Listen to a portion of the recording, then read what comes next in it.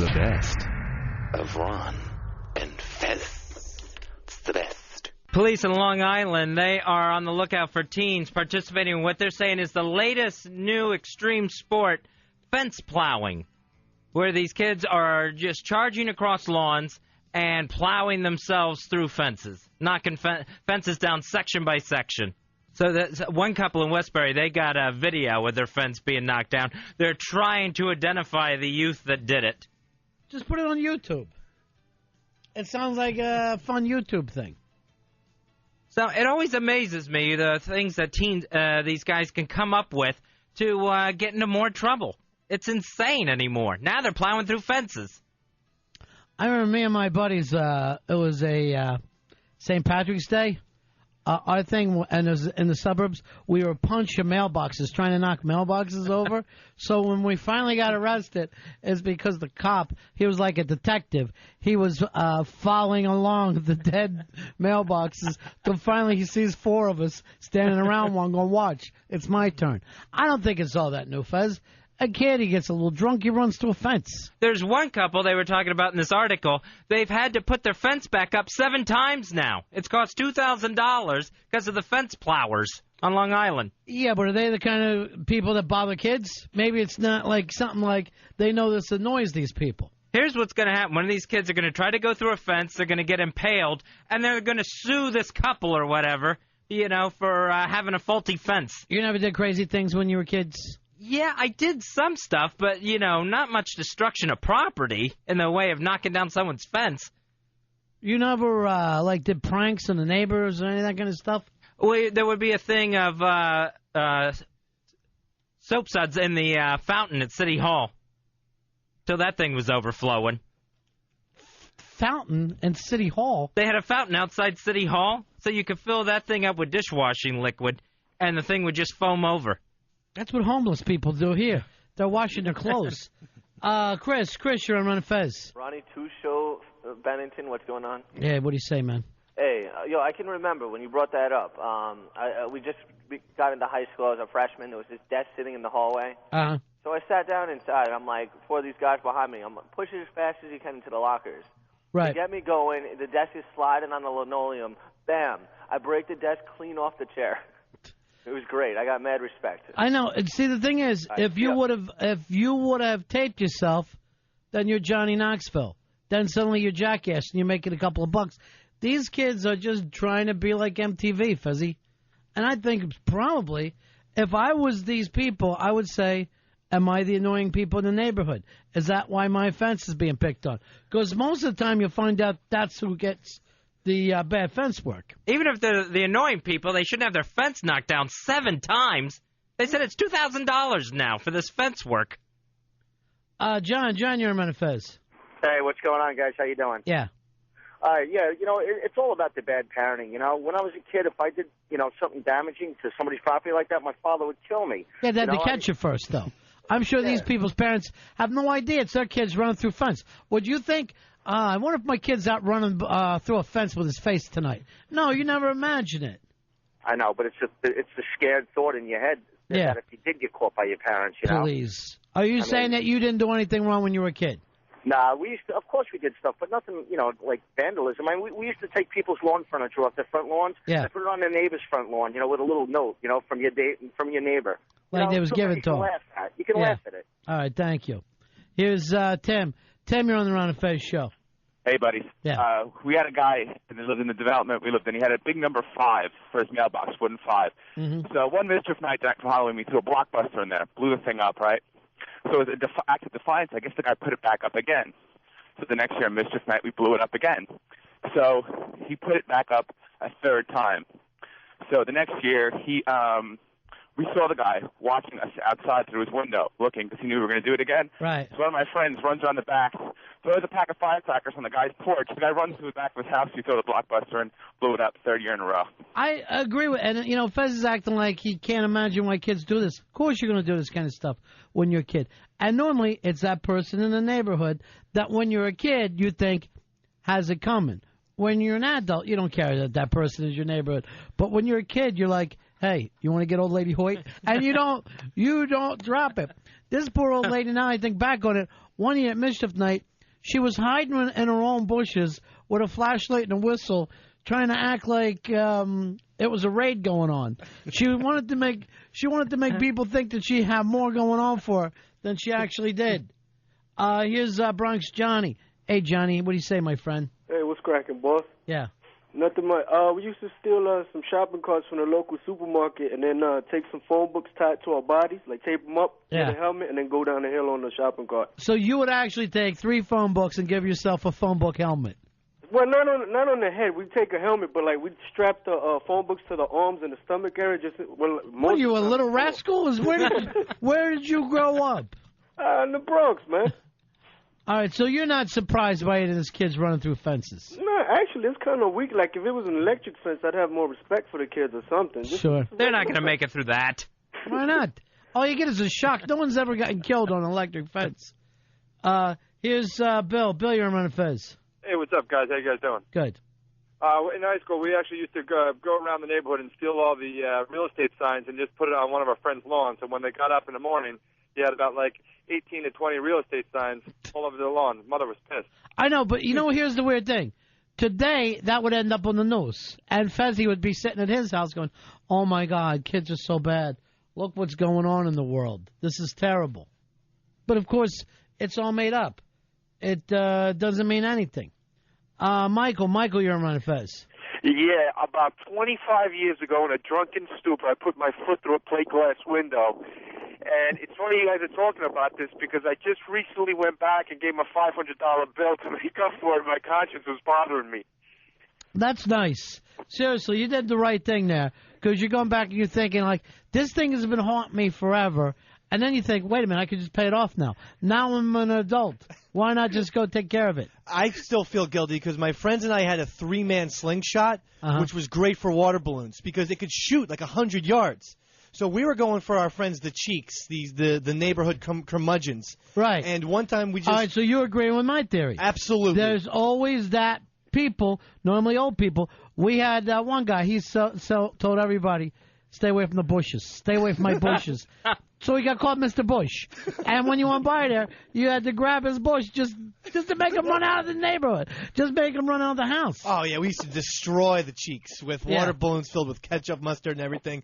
Until one time, we had the wrong angle, and we used too much force. We overshot it. Yeah. And we actually, because they lived next door to a church. Right. And we broke a stained glass window in the church. And to be honest with you, no one has known until, I've just said it right now. I still Well, don't act like you gave away a murder. It was a $45 window. It was a big scandal because people thought that, this is some sort of crime. That's some sort of, anti-religion thing. Again, that's what's going on with Fez here and the newspapers. They're taking out, thinking this has become something kids are doing. No. Just because some kid's huffing some glue or some gasoline, and he's thinking to his friends, hey, watch this, run through. Yeah, it's probably a very inviting fence. I remember I could collect change in my class in high school and get this guy who was half a retard, I think, to run across the hall, run down the thing, slide headfirst in the wall, and take the full blunt right on his head. And he would knock himself out sometimes. Why? Because you're young and stupid. That's the only thing. But I know it sounds terrible. Now, I would be wiping away tears. I'd be laughing so hard of him knocking himself out. At the time, it really felt witty to me. Yeah, everyone. Well, that's another thing where, you hire someone. We had our guy Richie. Yeah. Who we used to make steal food. For change. Yeah. Steal, let's face it. Shoplift, and then throw it in the street. John, you're on Ron and Fez. Hey, what's going on, buddies? Yeah. We had the typical old lady in the neighborhood. Me and my friend sneak up to go put a little shaving cream on her door, and she opens up and scares the crap out of me, and I scream like a little girl, and all my friends laugh at me. Never lived it down to this day. You shouldn't, because you are a little girl. There's nothing we can do about it. I'm glad the old lady got you back, John. Steve, you're on Ron and Fez. Hey, guys. Just giving you a quick call. I heard him talking about the church. We used to play baseball right next to the field. We hit the damn ball through the window, and it was like, everyone was like, oh, no, it was like a, $10 window, but it was the same thing, $100 to us at 8 years old. Right. But, what we were talking about earlier about kids doing damage, I used to work on a golf course, and the kids used to ride the snowmobiles over in this when it snows and it ruins all the greens. Yeah. So we used to take 3-foot pieces of rebar and put them on angles and then be hidden under the snow. So when they're riding the snowmobiles, they like run into the bar. You know, I remember too when I was a kid, if somebody like stole a car to joyride, they would always drive it right through the Little League fences. And then they would like do things. And like, I mean, of course, the adults that ran that, they were heartbroken. Absolutely heartbroken. Who did this? We tried to they took it so personal rather than you do something like this so the other kids will see what you did. But I remember like they would be like, how could something like this happen? What kind of monster would do such a thing? What is it in our makeup that makes us want to knock down fences? It's like to see one and testosterone. It has to come down. When you're a kid, it's not just fences. You want to knock down everything. Yeah. I think that's the whole poll. We used to knock down stop signs, and then we're accused of Right. causing traffic accidents. Right, then they act like you're trying to kill people, which you're not. You're trying to knock it over. No. But at the same time, any kind of abandoned factory that had windows, every one of them had to be busted out. That was heaven. And they don't realize when you get to be adult, because I don't even know now, what's so great about breaking a window? Thrilling. Thrilling when you're a child. Here's our friend Hard Rock Johnny. Hello, Johnny. Hello, boys. How are you? Yeah. We used to just do, I think everyone did stupid things. We used to have gross out contests.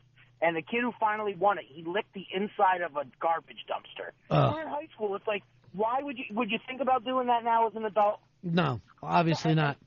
You know, we had this other thing where the Winnie wagon. It was this some guy's mobile home. It was on the side of the road. We would throw rocks at it all the time, break the windows. Hey, that's great fun. If someone did that to my thing right now, I'd be pissed. Oh, absolutely. And I remember one time, like my father got called into school to find out all the, horrible things. Like all the teachers met him at the same time, like all my 10th grade teachers, and then they all like said, "This is the problem that we're having." So some teachers got it worse than others. Of course, the one that got it the worst is the guy who let me get away with more and more, right? So my dad comes back, and he was just so embarrassed and infuriated. So he's going, "What are you doing to this man?" Every day, he said. And I go like this. I'm like, I'm just playing with him, I'm just playing with him. He goes like this. Playing with a human being? That's what you're doing?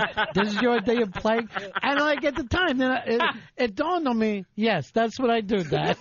I got to be honest with you.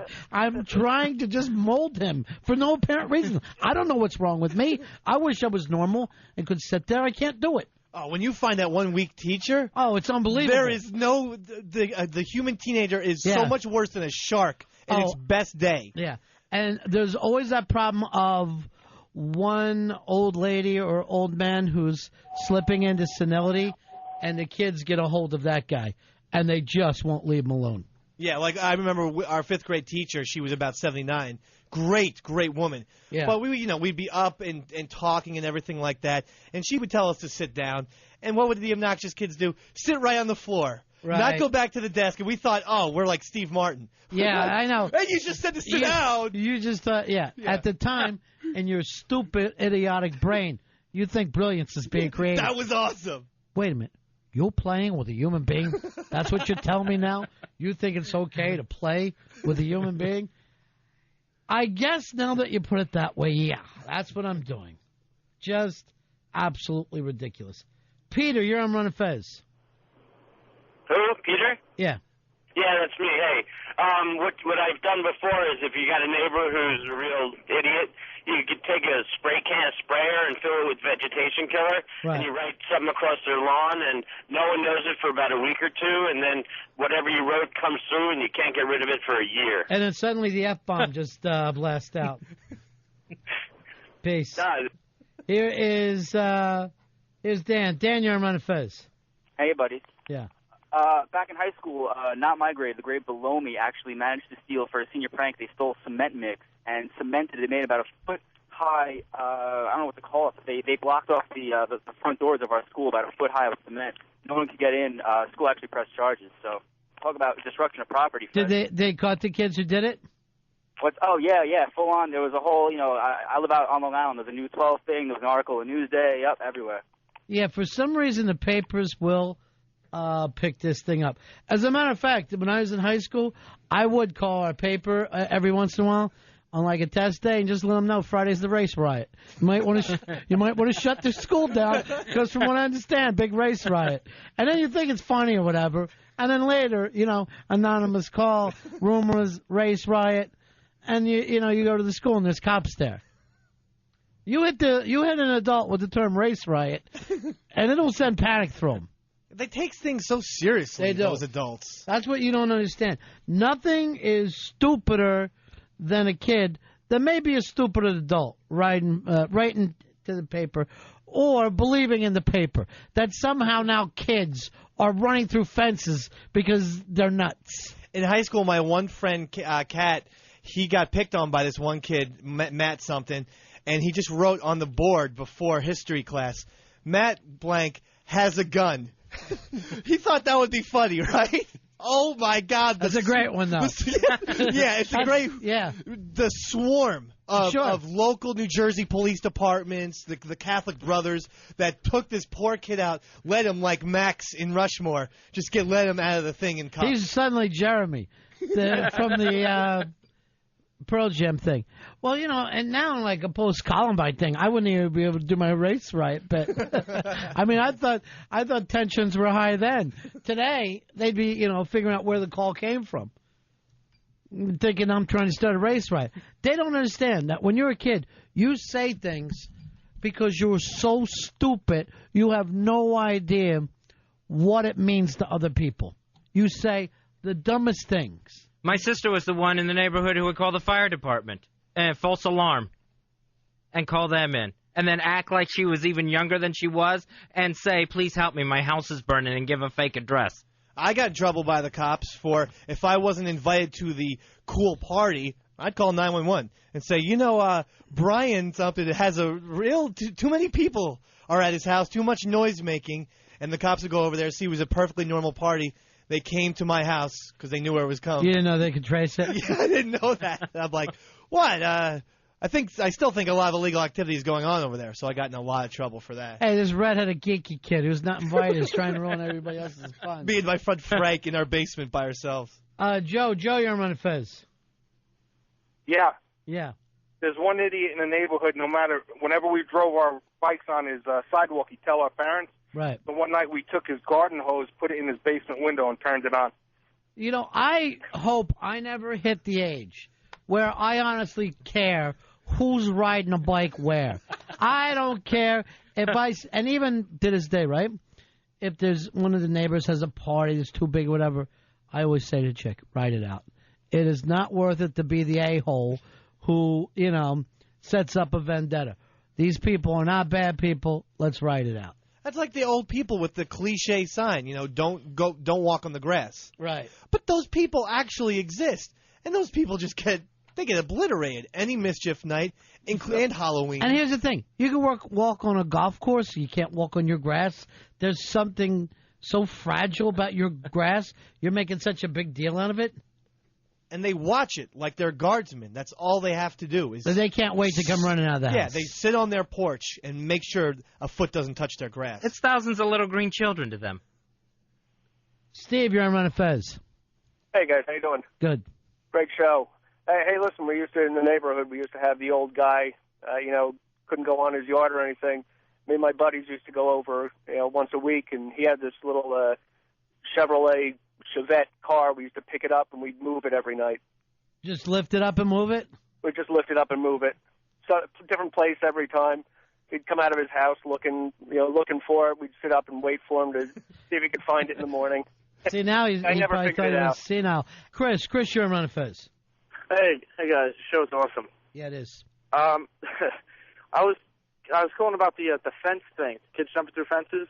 I know exactly what fences they jump through. Like I had a bunch of friends who used to get drunk all the time, and I was actually supposed to go with them. But they jump through those white fences that are supposed to look like painted wood, but they're really like cheap plastic. Yeah, it's like picket. It used to be picket.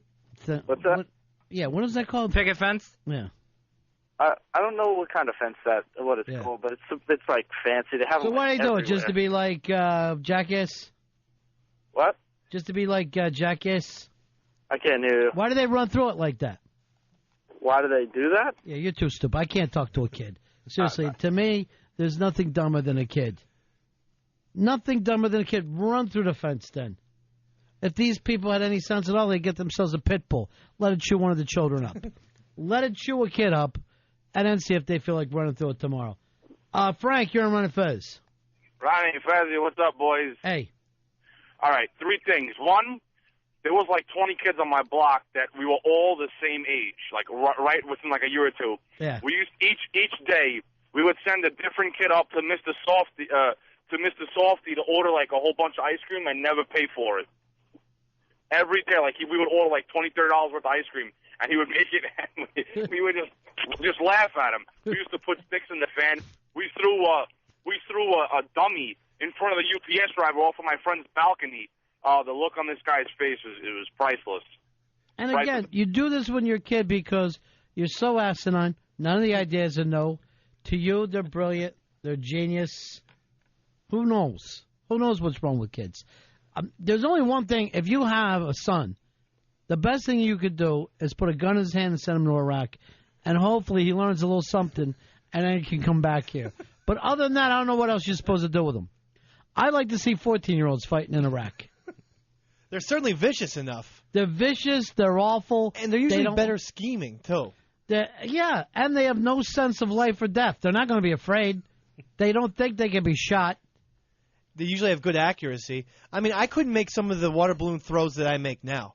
I mean, hitting the postman from 2 blocks away. It was just incredible stuff. You're losing your touch. There's some sick luck to that, too, when you're a kid. Like it's like there's some kind of dark angel that helps the children get in more and more trouble than they even need to. It's the Ron and Fez Show. Ron and Fez. XM 202. Hey, buddies, for more info on the Ron and Fez Show, go to ronfez.net. ronfez.net. All of our cool buddies hang out there. We now return to our regular programming schedule. Yahoo! It's the best of Ron and Fez. Everybody has been the part of a joke gone bad. Or as you called it earlier today, a proke. It's a prank. It's a joke. It's a proke. I was coming home from school one time. All drunked up. No, I was like in 8th grade. My other brother, he was a senior in high school. Mm-hmm. And above our back door was a window, 2nd floor. And my brother thought it would be funny to pour water on my head from that 2nd floor. Seems like a funny enough joke. Funny enough. Except for the fact that he thought it would be even funnier to put scalding hot water. Scalding hot water from the bathtub. So, and this is like, it was springtime. So it was like 75 degrees in Jersey. I'm coming there, and scalding hot water, just out of nowhere to me, slams into my head, and I had to go to the hospital because I needed... All right, you're sensitive, though, because just like when Jay Moore poured the hot sauce down your pants, you went to the hospital for it. Yes. Some of these things should be funny jokes. They're not funny. I mean, you've never taken a hot shower? Right, but not scalding hot water. And actually, no, I take lukewarm showers. Do you really? Yes, I do. Because of your skin? No, yes, because I can't have hot water on Why me. didn't you say that before you let somebody pour hot sauce down your pants? I wasn't thinking. A sweater will give him a sunburn. It's just too hot for him. Danny, you're on Ron and Fez. What's up, boys? Yeah. When we were kids growing up, there was this one kid we always beat the crap out of. And a bunch of us, around a dozen of us, one Halloween, went to his house and just egged the hell out of his house. Thought it was hilarious. Right. Well, apparently the kid's father flipped out, figured it was one of the, a bunch of his kids and friends from school, got so mad that the guy had a heart attack and died.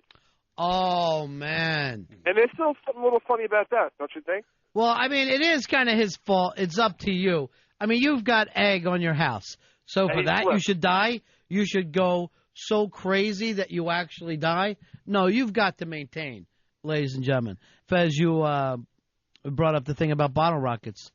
My neighborhood, a couple of guys were selling firecrackers, me and my brother. And one of the guys who we were dealing to, I mean, when you're a kid, firecrackers is like dealing crack. People will come to your house, they'll whisper, could you come outside and talk to me for a minute? It's very exciting to sell firecrackers. So anyway, one of the guys has firecrackers and not sanctioned by any member of my family. He sticks one in a fish's gill to, like a kid wants to do, blow the head off a fish. I mean, as it's going down, I guess the fish feels the heat. It flips, right up into his face. Boom. Firecracker goes off, blows his eyeball out. Now people are calling up our house, acting like, maybe we stuck a firecracker in somebody's eye socket. No, it didn't happen that way. He was sold something. I'm sorry, you're 11 years old. You should know how to use fireworks. And went off on his own. Lost his eye. To this day, he's walking around with a glass eye. Oh, that's disturbing. You weren't at fault. I don't think I was to this day. But, try telling that to his family. Tony, you're on Ron and Fez. Hey, guys, I was on the bank of a river with one of my friend's brothers, and I was throwing rocks, next to him so it would splash and get them all wet. And I threw a softball-sized rock that hit him right in the top of the head, knocked him out. He had 40 stitches, and the kid was never the same after that. See, that's the thing. You know your arm's not good enough that you could give somebody a headshot from that far away. And yet, every once in a while, and I hate to act like God is involved, but it seems like something is guiding that right where you couldn't throw if you had $1 million on it. You know what I mean? Yeah. If there was $1 million prize, you're not going to be able to throw a rock 30 yards and hit a dish and break it. Right. Unless you really don't want to break that dish. And then it breaks. Here's Mark here on Fez. Hey, buddies. Yeah. 15 years old, driving home from a baseball game in a carpool. My coach is in the middle lane. We're in the left lane. His window's open, so I decided it'd be a bright idea for me to throw a circus peanut into his window. Hits him right in the face, swerves, get in an accident. He had to get 6 stitches in his head. From a circus peanut? They're marshmallow, aren't they? Yeah, but, it's like if anything comes flying in the car, you're like, hey, what's that? Now the car is out of control. It's not like the circus peanut can hurt somebody, but it does throw off his attention. Did everybody come back to you like you're a maniac? Yeah, I was suspended for a couple games. It was very traumatic. For 2 games. He has to sit out. Sit on the bench and think about it, Circus Peanut. Hey, Peanut, where you going right now? Hurting somebody? That was a great story. Glenn, you're on Ron and Fez. Hey, what's up, guys? One time I was at Ozfest, and my buddy pushed me down, completely crashed my ankle. It hasn't been the same yet since that day. And I was mad at him for a little while, but then I forgave him after a couple years. Yeah, that's what always happens. At a certain point, you could hold that grudge, but you can't keep it forever. Here's the funny thing about us, Dave. My stuff that's embarrassing, I'm always on the bad side of. You're always the victim of the story. It is kind of show you what life is like, isn't it? Yeah, it's got to stop. Stop it already. But some people are just born to do the pranks, and other ones are born to be pranked. And there's something pranks about Right. you. Right. You're not a prankster. You're a prankee. Yeah, just like when my brothers thought it would be funny to lock me in the broom closet and then forgot that I was there and left me in a tiny 2x4 broom closet when I was 6 for about 2 hours. You freak out now? Yes, very much. You still remember it to this day? I get nightmares about it to this day. You still hear the lambs? You still hear the lambs? He still can't sweep up. Paul, you're on Ron and Fez. Buddies, what's going on? Yeah. Hey, 3rd grade, it was when wrestling was big. I took some kid up in the pile driver position on a cement floor. Oh, no. And some other knucklehead pushed me backwards. Kid's never the same. You almost cost wrestling for all of us. Because remember, these cases have made the news. And it's like, we need to get rid of wrestling. Just because some people are idiots. You pile drive anybody, it's got to be on the bed. Steve, you're on the Ron and Fez show. Hey, 41668. Hooah! Hey, boys. Hey, I was riding my bike with my friends when we were kids. I took a bottle rocket, the whistling bottle rockets, shot it off, went right into a police car's grill, and the police officer was in there, blew up in his grill, and he gave us a ticket. Yeah, again, could you have pulled that off if you wanted to? No. That's the weird deal about it. Same like with the peanut shot. If you would have said $1 million if you can hit the coach in the face with a circus peanut. A circus peanut should have hit the air and taken off. Yeah, they're totally light. And yet somehow he pulled this off. As if God has a sense of humor. Bianca, you're on the Ron and Fez show. Hey, what's up, guys? Yeah. Well, a while ago when the internet was born, my friends and I decided that it'd be really funny to pretend to be this girl online. Sure. And it was a friend of ours, so we didn't think much of it. And, her name was Meredith, so I made the screen name like Meredith, this, or something stupid like that. Right. And all of us got together one day, and we started just messaging, like, all of the creepy, like, retarded guys in our grade, like, oh, my God, will you go out with me, like, things like that. Sure. And the girl didn't know it was us, and she ended up killing herself because she thought someone was stalking her. Oh. Yeah, I know, it's a really depressing story. And how now do you spend the rest of your life? I don't know. I regret it every single day. Do you? Or do you call radio shows and then everybody's joking around, having a good time and telling this horrible story? I'm sorry. Do you still even... For that you're sorry? Or for the fact that it happened in the first place? What? Do you still IM or email people? Because I would never want to do it again. I do. I just don't pretend to be people online anymore. Yeah, but his was like lodged right next to his eye. That's much worse. Yeah, I guess so. But BB gun things, your parents try to tell you, all right, remember, I'm going to give you this BB gun. Don't point at anybody. It's only shot at targets. You get... The second they leave, you and your friend just start shooting. You're pumping and shooting right at each other. Right for your fat uncle, right in the rear. Boom. First of all, what is funnier than seeing one of your friends scream after he's been shot with a BB gun? It is absolutely a laugh riot for a kid. And all you can think of is, I wish these were real bullets. That's all that gets into your head when you're little. Tom, you're on Ron and Fez. Hey, buddy. Yeah, what can we do for you?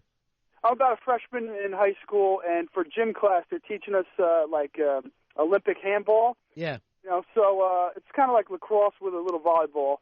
And there's a chick in goal, so I don't want to. I got a cannon. I don't want to throw it at her head. So I kind of toss it behind my back. The thing goes right to her face, breaks her nose. 1 in a million shot. I can never do it again. And all of a sudden, her senior boyfriend, wants to throw fists with me in the lunchroom after, Yeah, give it a rest. There was an accident. Stop acting like anyone sets out to do these things. Tom, you're on Ron and Fez. What's up, boys? Yeah. Yeah, when we were younger, one time we made a life-size dummy, brought it up to the Henry Hudson Bridge, and threw it off while the Circle Line was going by. Oh, Jesus. What happened, Tom? Cop boats, helicopters, and lots of tourists taking pictures. And, at the time, it all seems funny. It all seemed funny. As a 40-year-old, yeah, don't seem so funny now. I know. You cannot believe how stupid you were. Here's the beauty of it. How old were you when you did that? About 12 years old. All right, so here you are, 28 years later. We're going to send you into the prize closet and pick up some Knicks tickets. Congratulations, buddy. You get Knicks tickets for the game Tuesday night against the Seattle Supersonics at the Garden. Awesome. All right, Tom, so it all works out. I want to point that out to some of you young pranksters. Maybe as the years go by, the trouble happens, but then after that, it all seems great and someone gives you Knicks tickets. Now, Bianca, you will never be getting tickets. A girl is dead. That's something you got to carry with you. I can't help you there. You know what's scary about his story is when all the hardware starts coming out, where he's talking about the police boats and everything else. We've all been there when the fire trucks showed up. God. And you're just looking out your window at the brush fire across the street. You know what I would do every time there was a brush fire? I would go across the street and see what little kid was over there. Because everybody had a campfire that got out of control. Did you have woods close to your house? Yeah. Yeah. Yeah, we had woods in certain areas, and it was just frightening den of trees. But you had to go in there, right? You had to have a fort. Absolutely. Had to play Army. In our case, it was the ditch. We inverted the fort, and we made like a 20-foot ditch. It was awesome. Was it, or was it just a hole in the ground? It was pretty lame. John, you're on Ron and Fez. Hey, guys. How you doing? Good. Yeah, one time when I was in a metal shop as a kid in junior high, a guy I know said, hey, why don't you put this on Jerry's neck? And scare him, say, ooh, it's hot. And I didn't think about the piece of metal. He just handed me something. Wound up burning the kid's neck, giving the guy second-degree burns. I got suspended, and people thought I was a mass murderer because that's the kind of rumor that I know. It will turn suddenly to you're now the Jeffrey Dahmer of your school. And then remember, well, if you went to public school, some kid always came in who was a Catholic who was booted for doing something horrible. Some mishap took place, and now he's ended up with you, the idiot public kids. Right back, Ron and Fez Show. The Ron and Fez Show. Dale Earnhardt Jr.'s Unrestricted, part of the Engine Block on XM 144, XM Sports Nation. That is the best. We broke into Sean Brawley's house. I thought his name would come to mind. At 3 o'clock in the morning. Yeah, we threw a gallon. We had a gallon bucket of water. We threw that on him, and then we threw a pound of flour on him. It was pretty. Dale Earnhardt Jr.'s Unrestricted, Thursdays at 7:30 p.m. on the home of racing's biggest stars, XM Sports Nation, XM 144. And now, a public service announcement from Laugh Attack, in association with the Government of Canada's Department of Tourism and Agriculture. While visiting Canada during the summer month, be sure to wear plenty of sunscreen while enjoying snowshoeing, cross-country skiing, and tobogganing. You know, all the summer sports. Because some unprepared visitors have left with something known as a tan. This has been a public service message from Laugh Attack, XM 153, keeping America informed about Canadian culture for over a quarter of a decimeter. Live Earth. 7707. The Concerts for a Climate in Crisis. As Live Earth takes over XM's Rock Neighborhood, find out where your favorite artists will be by texting Live Earth to GOT-XM 46896. Using any cell phone. XM brings you every note from every stage of Live Earth. Live Earth. Text Live Earth to 46896. Live Earth on XM, July 7th. Answer the call. America comes to America's capital, Washington, D.C., in the XM Performance Theater for Artist Confidential number 63. There's a Ventura Boulevard, there's a Ventura Freeway, there is no Ventura Highway. Yes, there is. Hear a live performance and stories behind the magic of over 35 years of hits. America on Artist Confidential. The premieres this Tuesday night at 10 Eastern on 70s on 7. What's on my XM? Hey there, it's Dan. Here's what's playing on your XM. Well, if you're into a real time warp kind of thing, don't forget every Thursday evening at 10, you can find the original American Top 40 with Casey Kasem airing on your XM 80s on 8. This week, we roll back the calendar to 1983, celebrating America's birthday with another AT40 special, the top 40 acts of the 80s so far. This week, music from Michael Jackson, The Police, Boy George, and Lionel Richie. Join Casey Kasem and the original American Top 40, as always, commercial-free, on XM 80s on 8. Now, if your musical tastes leave you wanting something new, I recommend the Radar Report over on XMU, XM 43, 10 in the East, 7 in the West. Every Thursday, XMU presents the most notable unsigned and independent music for the week. It's your glimpse into the future, the Radar Report over on XMU, XM 43, 10 in the East, 7 in the West. Looking for more information? As always, complete programming details available for you online at xmradio.com. The virus is an XL channel which may contain explicit language. Channel blocking is available by calling 1-800-XM-RADIO or in XM Canada, 877-438-9677. Ron Bennington, Fez Watley. It's the best of Ron and Fez. Hey, today I'm going down the street, and it's all drunked up? Well, not so much. I see this woman. She loses her bag of groceries, her plastic bag of groceries. I don't know why that's funny. It shouldn't be funny, but there's something about spilled groceries. Not everything is funny, but were there any oranges? Because that always works for me. I think there was like a couple of apples or bananas. There was produce. Yeah, I don't know what it is. It's only oranges that make me laugh as they roll away. They're bright and they roll away, and it just adds to the whole spectacle of everything. It just made it such a more pathetic moment. I mean, a person seems like they're at their most hopeless when they lose their groceries all over the sidewalk. I think I could beat it, though. Earl and I were walking down the street, and my hat blew off, and I wouldn't chase it. Earl ran after me for it, and actually ran out in traffic because I remember from the movie Miller's Crossing that there's nothing worse than a man chasing his own hat. And I was just like, all right, my hat is gone. I will never see my hat again. And Earl was like, no way. I will get that hat. But I could not force myself to go after it because you look like the biggest loser in the world because as soon as you get to the hat, it blows again. It looks like it's staged for television, and God is just taking a puff of wind and moving that hat just out of your reach every time you go for it. Yeah. It is so sad. Maybe even more pathetic than the hat blowing away is anyone who loses like a bunch of papers. and they've got papers like their briefcase opens up. Exactly. They lose a folder full of papers. They've got to get them back. I mean, I guess they're important papers. Well, you can't even sit there and throw trash around on the ground. And there's a thing like if your papers are lost, that your writing is on it. You know what I mean? Like it just seems personal. It's not exactly, but almost like your underwear is blowing down the street for other people to see. You have to be very, very careful about it. It's all your personal goods. I get embarrassed like if I drop change. I try to act like I didn't even hear it jingle on the sidewalk or whatever and walk away because I'm like, I don't want to look like that person. He needs that dime so bad. Look at him just scrounging around down there. Yeah, all right, I got you. He is so pathetic, he'll dive on the ground for 2 pennies. Yeah, this sidewalk is just filthy. Animals walk through here every day, human and four-legged, and he's going for his change. I think the most pathetic thing is like is some kind of a dropped pie. Like it just because it should be something that is fantastic. Like, oh, I have this wonderful pie. I've taken it out of the oven, and then it just drops down, and it's beyond easy to clean up.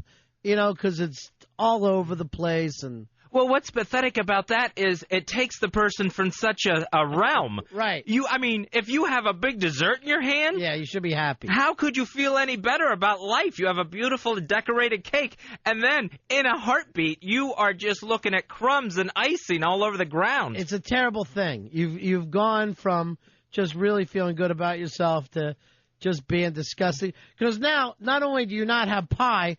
but you're going to be in a cleanup position. You know, you're going to be trying to scrub, and maybe there's also a broken plate there. Anything can happen. Yeah, it's in every nook and cranny. You're going to be cleaning up forever. I got a pathetic one for you, too.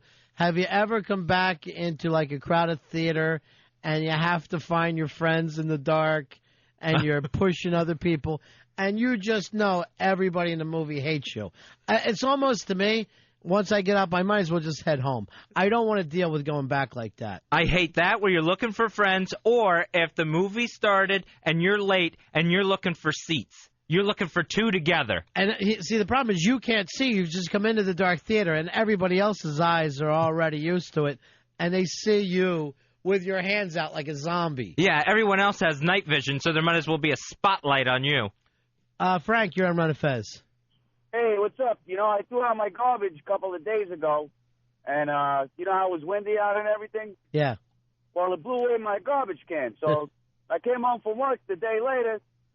I'm looking for my garbage can. I couldn't find it. I'm looking down the street, whatever. So, all right, 2 days later, I'm driving to work. My next-door neighbor has my garbage can. I knew it was mine because I didn't have my lid on it. You know what I mean? Did you start using it? Yeah, he used it. He threw out his garbage and have a lid on it. What a scumbag. Can you believe that? Yeah, no, I can't believe it. What should I do? Should I knock on this guy's door or what? I'd put a match to the place, but that's me. I'm old school about this. Well, to me now it's like coming home without your bike. Remember that feeling when your dad would when your dad would go, "Where is the bike?" Oh, my God, that was always awful. I know that feeling. Oh, and I hated chasing garbage cans on a windy day. My mother would say, go get those garbage cans. They blew down the street. Yeah. And it just felt so filthy. It felt like we had taken our garbage. You know, even though it's just a can, it still felt like we were the filthiest people in the world. We can't even contain our own garbage cans. Yeah, it's a sickening feeling. Danny, you're on Ron and Fez. Yeah, I think the most pathetic thing you could see is someone getting their keys out of their pocket on the street, and the keys just roll down the sewer drain pipe, where they're lost forever. Oh, yeah, man. We worked with this guy, and he was one of the guys, like, after he used the toilet, he would only flush with his foot.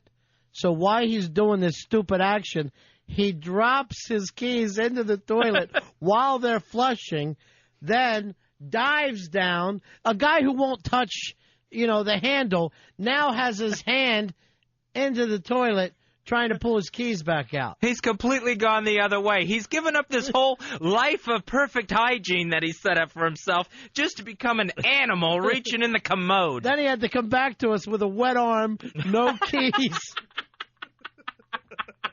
He was furious. And again, you're not going to find a friend in the world then. Everybody's going to be laughing at you. No one's going to sit around going, oh, my God, that's terrible.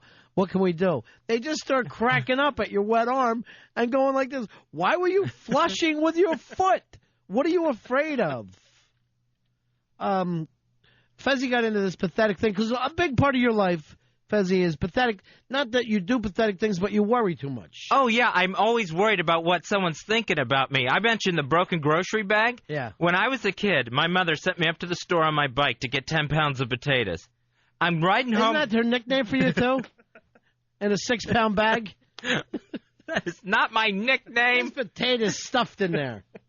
And the potato bag broke on my way home. There's potatoes all over the sidewalk. And I'm like, and I go home, I'm really upset because people are looking at me. Potatoes are rolling every which way. I go home, my mom's like, where are the potatoes? I left them there, and she's like, why didn't you pick them up? And I go, who's going to eat them? They've been on the ground. She's screaming at me. They grow in the ground. There's nothing wrong with those. So double pathetic moment. Not only do I live through the moment of the bag breaking and potatoes going everywhere, now there I am back again 5 minutes later picking up potatoes one at a time like I'm a potato farmer and I've got a crop coming in. And the neighbors are just going, look, the fat gay kid's back here. Now he's putting potatoes in his shirt. We don't know what the neighbors were thinking. I have a good idea. Let's go to Nancy. Nancy, you're on Ron and Fez. Hey, guys. How are you? Good. I couldn't decide if it's funnier to watch somebody take that first lick of an ice cream cone and the ice cream falls off onto the street, or when they get about halfway through and it starts dripping out the bottom. And again, they don't know, like, if you knock something off your ice cream cone and it all hits down, you try to kick it or something. I mean, that you don't want it just to be there on the ground, but there's nothing you can do about it. It's just a melting reminder of your shame. It's just staring back up at you. Well, all this stuff doesn't have to be shame. It's all shame. It's all pathetic, and it's all shame to me. Come on, potato baby. Don't let them tease you about these things. Those nicknames tend to stick. Basil, you're on the Ron and Fez show. Hello? Yeah. Hey, guys. I grew up in Orlando, Florida, and I was going to an Orlando Magic game down there, and one of the fans, the tip-off happens, so there's traffic coming in, rolls over the spikes, going in the wrong way, trying to take a Oh, yeah. Both of his tires blow out. And instead, he's just sitting there. He is, like, shaking his hands, all pissed off. Then all of a sudden, instead of backing up, he goes over the other two tires. He just keeps going forward. So let it happen to them all. I don't care anymore. It's always a bad thing, too. Like, even if your car just breaks down at all. At the end of a long night, everybody else is pulling up. There you are, click, nothing. If you can't just jump it, you just feel like there's no God. How about the car that just stalls in the middle of the intersection? You get that green light, you hit the gas to go, and it just stops. Right. And you're trying to get it started. And you have now screwed up every lane of traffic. Right. Because people can't get through the intersection the other way. People, it's bad enough you're stuck in traffic, you're trying to do something, but they act like you did it on purpose. People are pulling around you and yelling names at you like you chose to break down in the intersection. Yes, this is where I've decided to leave my car today. Yeah, this was my big idea of how to spend my afternoon. Carl, you're on Ron and Fez. Hey, evening, guys. Yeah. Ron and Fez, welcome back. We missed you. Listen, I remember when I was a kid, my mom spent all day cooking chili for a big dinner party she was going to, and there's Pop carrying the pot across the dining room out to the front door. Yeah. And the tray it was on broke from the heat, and there was 6 gallons of chili on the living room rug. Oh, and man. like you said, from the highs of being excited about going to the party, spending the night with their friends, the man broke down and cried. He sat there and cried, watching the chili soak into the carpet. He gave up on life and started bawling like a baby. What can you do? No. You sweep it up, you call the carpet guy. They didn't go out that night. He was too upset. Yeah, of course he was. He was too upset. The wife's going, why don't we just go buy some chili? It's not the same. It's not my 3-alarm chili. These moments, they will deflate the spirit. That's how pathetic they are. Yeah, but you don't want to sit down on the ground looking at your chili and crying in front of your kids. I still haven't gotten over the potatoes. Oh, you got Potato Baby as a nickname. Ivan, you're on Ron and Fez. Hey, how you guys doing? Good. I got a few of them, but the ones that really pissed me off is when I was on a date one time and it was raining, and I just met the chick, and I was in the corner, and the umbrella inverts, and it starts flying all over the place. Yeah, there's nothing you can do about it. Yeah, it kind of makes you feel like you bought the cheapest umbrella at the store. Yeah. And, you know, they sell these crappy umbrellas for $5 in the city. And as you're walking down the street, go past a trash can, and you can see 20 of them shoved in there because people are fighting. You can't fight your way back. It's like I couldn't spend more than $2 extra on an umbrella. Oh, it's a terrible thing. And when my mom, when I was younger, we'd always go to the store, and she'd be the only one that had 87 cents in coins. Oh, yeah. And the line is just waiting for her to count the pennies. But, yeah, those things just really, really just make you feel like a cheap human being. Yeah, they'll make you feel bad. And, like, I remember, like, if my mom even tried to give me a coupon, I'd be like, please, do not do this to me. Oh, God, I constantly had to go to the store with coupons. I completely forgot about that. I used to tell her, no, I'm not going to do it. And then there would always be, like, this premeditated fight. Even though my mom was sending me, there would be like, and if the cashier tries to tell you that that's not good for the 20-ounce laundry detergent or whatever, right? You know, it's like, you just tell her it's Wednesday, double coupon day. Yeah, I can't be part of that, Ma. It's the most feminine thing for a guy to use a coupon. Papa, you're on Ron and Fez. What's up, buddies? BAC 430. All right, buddy. Hoo-ah! That's old school. Who's a bigger yo-yo than the putz who goes to a game and don't know where his seat is? And they're looking around. They're in the wrong section. They have no clue, and they're standing right in your way. Have you ever done this stupid gimmick where you're sitting in what you think are your seats and they're not? And someone comes along in the third inning and points back a section. No, you're back there with those losers. Yeah, and then it's the first instinct is to argue. No, these are my seats, even though they have the ticket for that seat. Yeah, and you go to get up and you see your popcorn stuff is all around there. You've already kind of messed up the area for them. You've moved in. It's like you moved into their apartment. Suddenly you're John Candy in the wrong house. Summer rental. Molly, you're on Ron and Fez. Hello? Yeah, how are you, Molly? I'm good. How are you guys? We're good, darling. Good. I was in Burger King the other day in the drive-thru, and the lady was giving me my change, and my $5 bill blew out of my hand in front of my car. So I stopped the car, I get out, and every time I got close to getting the $5 bill, the wind would just blow it away. So I have cars behind me beeping, and I look in the window, and all these kids are looking at me. People are looking at me like I'm some crazy lady running around in the drive-thru, and really I was just trying to get my $5 bill. Right, you're in your own version of Candid Camera at this point. Exactly.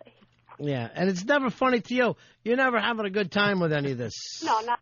No, all of a sudden you're in a Mr. Bean video. You're chasing your $5 bill, your umbrella's backwards. It's like you're in some sort of British comedy.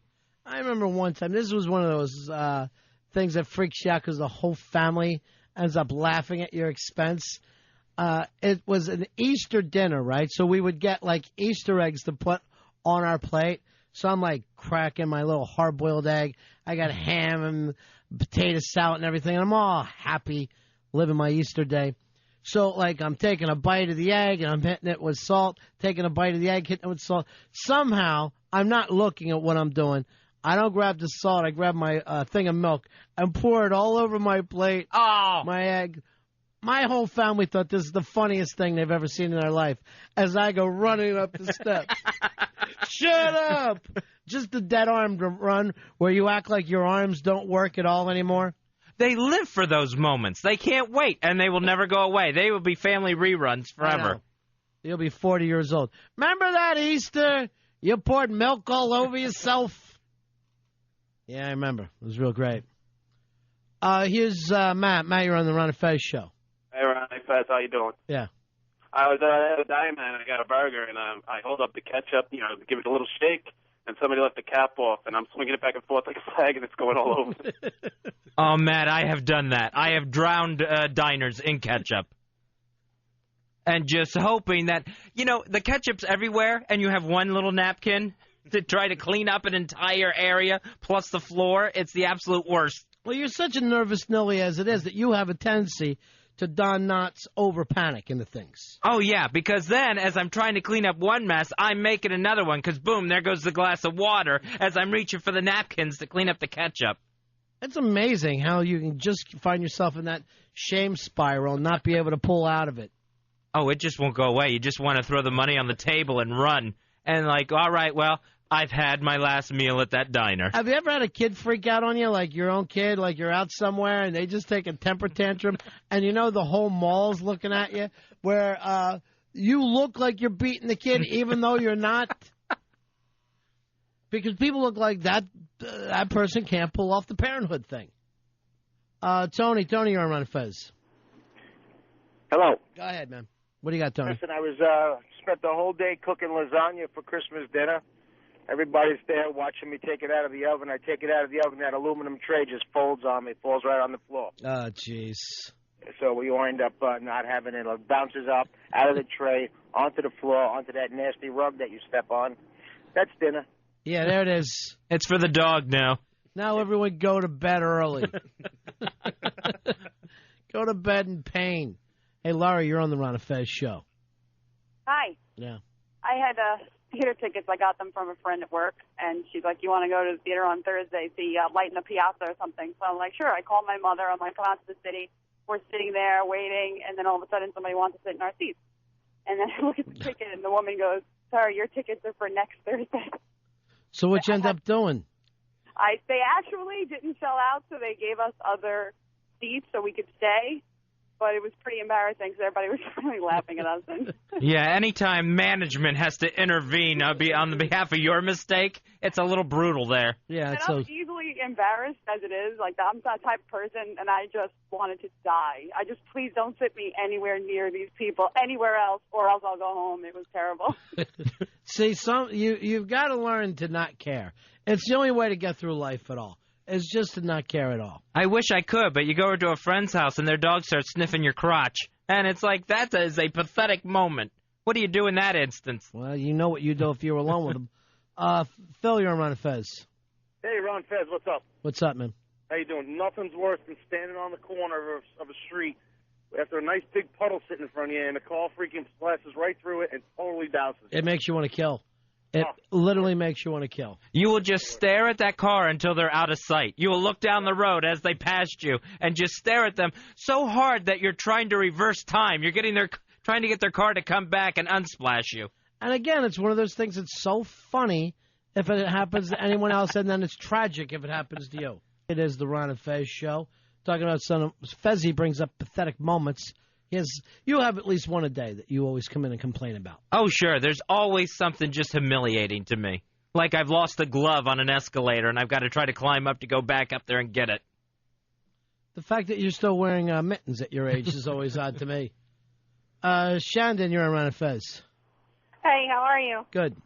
I just wanted to say how terrible it is, like when you're going to work in the morning and you stop at the coffee shop to pick up a cup of coffee, and then you're walking out and you spill it, and it's all over the ground, and it's all over you, and you don't have time to go back to work to change, so you got to go to work with coffee all over you. Isn't it so stupid that we try to use our crotch as a holder when we're driving and using coffee, and it never works out? You're always going to have spillage. Yeah, it's the world's worst built-in table. You know how addicted you are to caffeine when every day you're ready to use this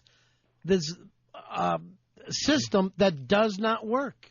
You can't pull it off. And I've never seen a drink holder that really works. You can put anything in there. You take a turn, you take a too sharp of a left, that thing's spilling right out of there. Have you ever done this? You're at the movie theater and you get the drink that's too big for the drink holder.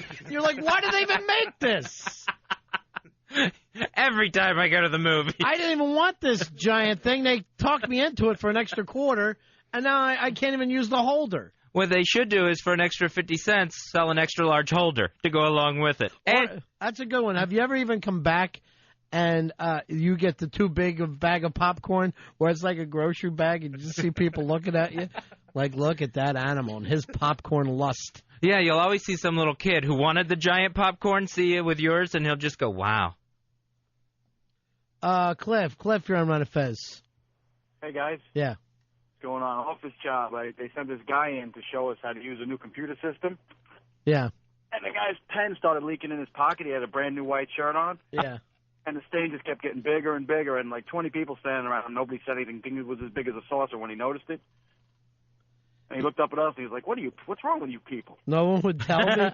Just nobody told him. And then the other thing, too, it doesn't just ruin your shirt, but then it soaks into your skin that you're taking a Silkwood shower for days, and you can't get it out of there. Just going at yourself with a wire brush. Every morning, it's a reminder of your pen shame. Carly, you're on Ron and Fez. Oh, let me turn my radio down quick. All right, darling. Sorry. Hi. First of all, I want to tell you how much I just simply adore you both. Oh, thank you. Sure. I have a really embarrassing thing that happened to me when I was young. During the years where anything embarrassing is like the most embarrassing thing in the world. Right, that is true. When you're a kid, oh my God, the embarrassment is so horrifying that you want to leave the planet Earth. Absolutely, absolutely. I actually still haven't gotten over it entirely. All right. I was around 11 or 12, and I had a huge crush on my best friend's sister's boyfriend.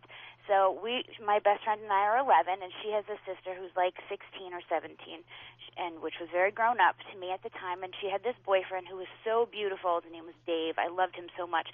And we were swimming in their pool, and I was wearing a bikini. I think it was like the first time I ever wore a bikini. I was 11, and I had, I think that's like the best I've ever looked in a bikini, by the way. But anyway, I digress. The point I'm making is the left breast area moved over to the side because it was too baggy because I couldn't fill. Yeah, it always happens to little girls. Yes. And the boy that I loved was there in the pool, and no one told me until much later in the day. My friend finally said, "You know, your bathing suit is," and I was like, "Oh my God, when did that happen?" She was like, "About a half hour ago." They just let me swim in it. Yeah. That's something that always happens to the young girls, too. They're not really ready for the bikini. No, but, Ron, I actually want to tell you something. Yeah.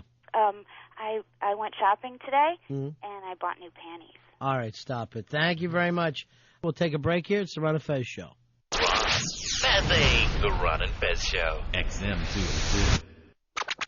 The Blitz. XMU presents the top 23 most requested and most played songs for the week, and you play a part in the show. You request your favorite songs for the week by emailing xmu@xmradio.com. Then listen every Saturday for Radio Bliss, XMU's top 23 most requested and most played songs. The Bliss. Presented without human introduction. Time for the RotoWire Fantasy Minute. Hey, this is Chris Liss, the host of the RotoWire Fantasy Sports Hour, talking to Baseball Prospectus' Jay Jaffe. And Jay, do you tend to draft pitchers, young guys who have a lot of upside but are also high risk, the Giovanni Gallardos, the Chad Billingsleys, or do you tend to lean more toward the Tom Glavins and the Greg Maddoxes, guys that probably won't strike out as many guys but are at least a little bit safer? I tend to go more high risk because I'm somebody who the first thing I look at is strikeout rate. I'll take a chance on a guy who's got a high strikeout rate even if the other peripherals may suffer. And, that doesn't always serve me the best. But, I think like anything else, it's like managing a stock portfolio. You want some high-risk investments and you want some more moderate investments. And I think, your best chances for success are with a blend somewhere along that spectrum. For the latest information to get your fantasy team ready for action, it's the RotoWire Fantasy Sports Hour. Weekdays, 2 p.m. in the East, 11 a.m. in the West on XM Sports Nation. Hey, let me fill you in on a little something you may not have known you had. Yeah, welcome to the church, the radio show, XM Satellite 65, Big Snoop Dogg. We finna kick it off. Yeah, that's right. It's Snoop Dogg's Welcome to the Church on XM 65 The Rhyme. Yeah, see you when I get there off of that Snoop Dogg, Top Dog album. Yeah, let's get into the dramatics right now, y'all.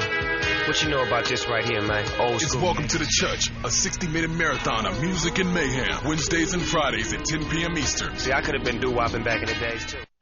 On Friday night in the big leagues, the Boston Bo Sox on the road. Swinging a high drive, deep right center field, back by the bullpen. This one is gone!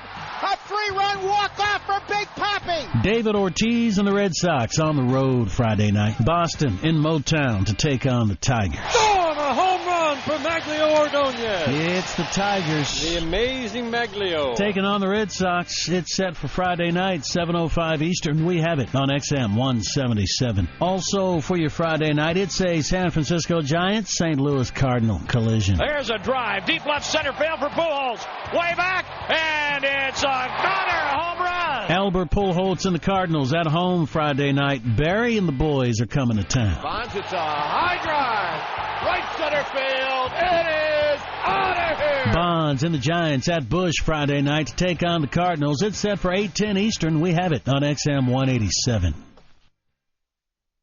It's the best of Ron and Fez.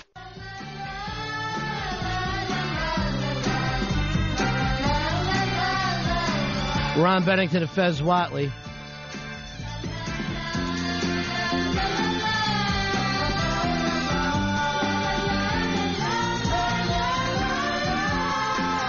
Hey, Fez, here's our friend Solera on the line tonight. How you doing, Solera? Good, thanks. How are you guys? Good. Well, you've hit a topic which, unfortunately, I go through often. I'm usually in a pathetic situation. And No, I would not have thought. I would not thought that about you, Solera. well, I get drunk a lot. Oh yeah. Okay. Luckily, I don't remember much, so I forget that I was in a pathetic situation until I'm told about it. Yeah, that's true.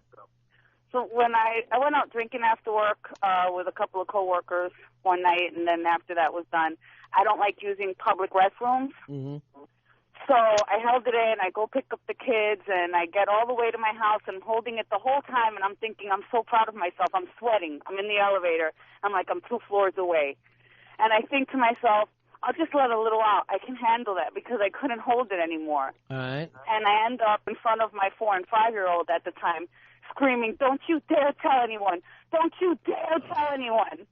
Oh my and God. they're laughing at me, which is bad enough as I'm standing there in a puddle. I get off on my floor and yeah. someone's waiting. Hey, for the Solera, elevator. they've already dumped out on us. You'll have to tell us this story on the other show. Oh, yeah. I'm sorry. Even though I know in the old days you would have said everything right, but it always keeps changing. Am I right about that, Earl? Are we all dumped? She was fine at first, and then once she got really... Okay. So, yeah. She didn't make it all the way through. I thought you did very well. I'm sorry. That's okay, darling. Okay, good night. All right, bye-bye. Add that to your list of embarrassing things. While drunk. Yeah. That is our own Eastside Dave's drinking buddy. He goes over their house. She lives with a good pal of ours, Ira Schalke, which we have a hysterical tape that we can't play for you now of his. But and they just get pie-eyed for 3-4 days at a time. Oh, yeah, it's one lost weekend after another. Yeah, it really is. It's the moment of clarity comes for them and then goes away. What would normally be the bottom out, it's time to take the first step, you will, every single time, they will just forget about it and keep on going. It's just so much fun over there, though, because they always have an open bar, and it's always stocked with all your types of liquors. And there's lots of games and things to do. She's got children who are a delight, so you can toss around the old Nerf football. You and get drink. hammered around the kids. Yeah, I definitely do. I look forward to, and then they think you're just really happy and you're enthusiastic to see them. Yeah. So you're like the greatest guy of all time. Yeah. It's nice. It's all going to end bad. Really? Yes. Go to a meeting once and see how everybody else acts. Like, hey, for a while it did seem like I was the fun guy. It's too much coffee and cigarettes at meetings. Yeah, it's just, yeah. Well, what do you? Yeah, that is a lot of that. I can't lie to you about that. Dave, you're on Ron and Fez. Hey guys, love the show. Yeah, it is great. I got a pretty sorry story. My father and I were flying to California at the same time, so I booked the tickets and went to his house, slept there, got pretty drunk the night before, woke up. He drove to the airport. Well, he's parking the car. I go to the gate, and security tells me, "Sorry, sir, but you're at the wrong airport." Wow. I don't think I've ever felt so stupid in my entire life. That's pretty pathetic. That is really, really bad. Yeah. Yep. That's pretty pathetic. I think I've done that before. Wrong airport? Yeah.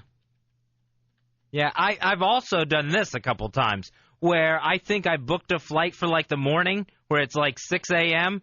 and the flight I've actually booked is for 6 p.m. I have gone to there for 12 hours. Yeah, I've gone to the airport 12 hours early. I think 3 or 4 times.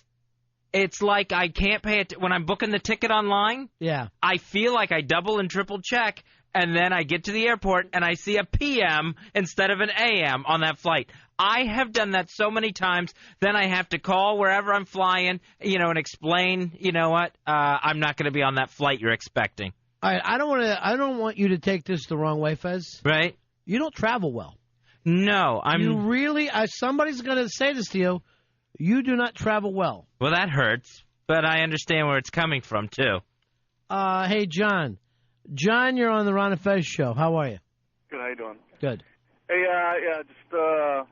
I went when I was younger, during that embarrassing stage. I went and got a haircut, and it's like whatever, $10 for a haircut. Got all the hair cut off, walked up to the cashier, and realized I didn't have any money. So it's not like I can return the hair. So I said it was a place I used to go to all the time. They said, just come back, pay us back another time. And I was so embarrassed I never went back. So your way of dealing was to stiff someone. The weirdest thing is you've just described, which may be my only OCD I've ever had in my life when I was a little kid. When you start to go to the barbers on your own, I would always worry about that exact thing. And the whole time I was getting my haircut, I would go and force my hand into my pocket. I'd feel the bill. I would go, okay. Because, when you're a kid, you don't have money. So it's a big deal to you when you do. And then I would just go, okay, I do have it. I'd sit back. Is it still in? I would always keep putting my hand in my pocket, terrified, thinking I'm going to already have services provided and not be able to pay this off. I still have that now, except it's with my keys. I constantly think I'm losing my keys, and I have to check for them. I worry that your door is open at home right now. Well, just wide open with people walking in and out. Don't get me started on that because I will lock my apartment. You even have keys with you? Because I haven't seen them all day. Yes, they're right here. All right. Here, let me hold them. No, I'll lose them. Let me hide them. Don't hide them. Why would you hide them? All right, seriously, throw them over. Up. Oh, all right, now they could have rolled under a couch or something. You do worry about keys, though. How many do you have? There's like 40 keys. Yeah, well, I got a few things I got to open up. How many locks you have on that door? You got a door from 1978. You haven't updated yet. It has plenty of deadbolts on it. And, yeah, I will lock that door, and then I will go down the hallway of my apartment building, go to the elevator, and come running right back thinking, all right, I know I locked the door, but maybe I didn't pull it tight enough. Right. Maybe it didn't click. And I can go through that 3 times before I'm actually able to leave the door. So that's an OCD, but it's not crippling. Some people get it where it's just so awful they can't leave the house. Oh, right, yeah, where they never... Aren't you worried that it'll escalate to that? Yeah, I could see that happening, where it's like, I got to run home from here right now because I think I didn't lock the door. Yeah, and then eventually you just stay in. You just give up going out because it's much too difficult. Oh, yeah, it's too much of a process to have to keep checking the door like that. But I think your door could be open now because there was a call earlier, and we were about to go on the air, so I wouldn't take it. Always take those calls. It was from a doorman in your building. He wanted to know if you had cats because there was cats in there. All right, now not only have I left the door open, cats have wandered in. Using it as a cat box. Are you an OCD guy at all, Dave? Yeah, I have a couple. I have to end all my stairs with my left foot. So if I'm walking down some stairs, it's my left foot that has to touch the ground. And what happens if you don't? Oh, hellfire will rain upon us. I mean, have you ever tried it? Yeah, and I just felt really bad the whole day. I sweated like people thought I had just taken a shower or something like that, or ran blocks, and I was sweaty and ashen. You're so nervous, like something bad could happen. Yes. Because you put the wrong foot down. Exactly. And what I had to do was go back a few hours later and recreate those same, recreate going down the steps again in order to complete, the sanity. That's kind of interesting when you think about it. Like, you had to redo the whole thing. Yeah, I had to redo, and I was thinking about it for 3.5 hours at my job. The whole time I couldn't concentrate at all. Now, I was wondering about this. Are OCDs, like, fairly new? I mean, you never would read about, like, Huck Finn didn't have them, and they don't show up in Shakespeare plays. And I just never remember hearing about them till I don't know, maybe the 60s on. Yeah, it's like people were too busy then to have OCDs or at least be concerned about them, I guess. You know, if you're working in a coal mine or something, you're not going to stop and think, how did I hit that pick? I think it was The Aviator was really the beginning. Yeah, I think Howard Hughes. Howard Hughes, yeah. Howard Hughes, definitely. Howard Hughes, and everybody just thought, instead, he's got these terrible OCDs, they just called him crazy. Yeah, you know, I mean, that was literally considered mentally insane. One of mine is where I have to keep my hands, the palms of my hands, at the same dryness level. Like if I reached in a cooler and got like a soda or a beer or something and my one hand got wet, I would have to reach my other hand in there or my other hand would feel just way too dried out. If one hand gets wet, I have to wet the other hand. Balance is a big thing, and so is symmetry. And that's that Rain Man thing, though. Yeah. You don't want to be that. That's autistic. You know, well, like an autistic kid will, like, if he has a banana in one hand, he has to have a banana in the other hand. Well, like, I have 2 American flags by my television because I can't have just one, because if it hangs to the left, then it's like, I'm favoring the left. And if I hang it to the right, I'm favoring the... And I'm not talking about, like, the left as in politically. I'm just talking the left side, that direction of the room.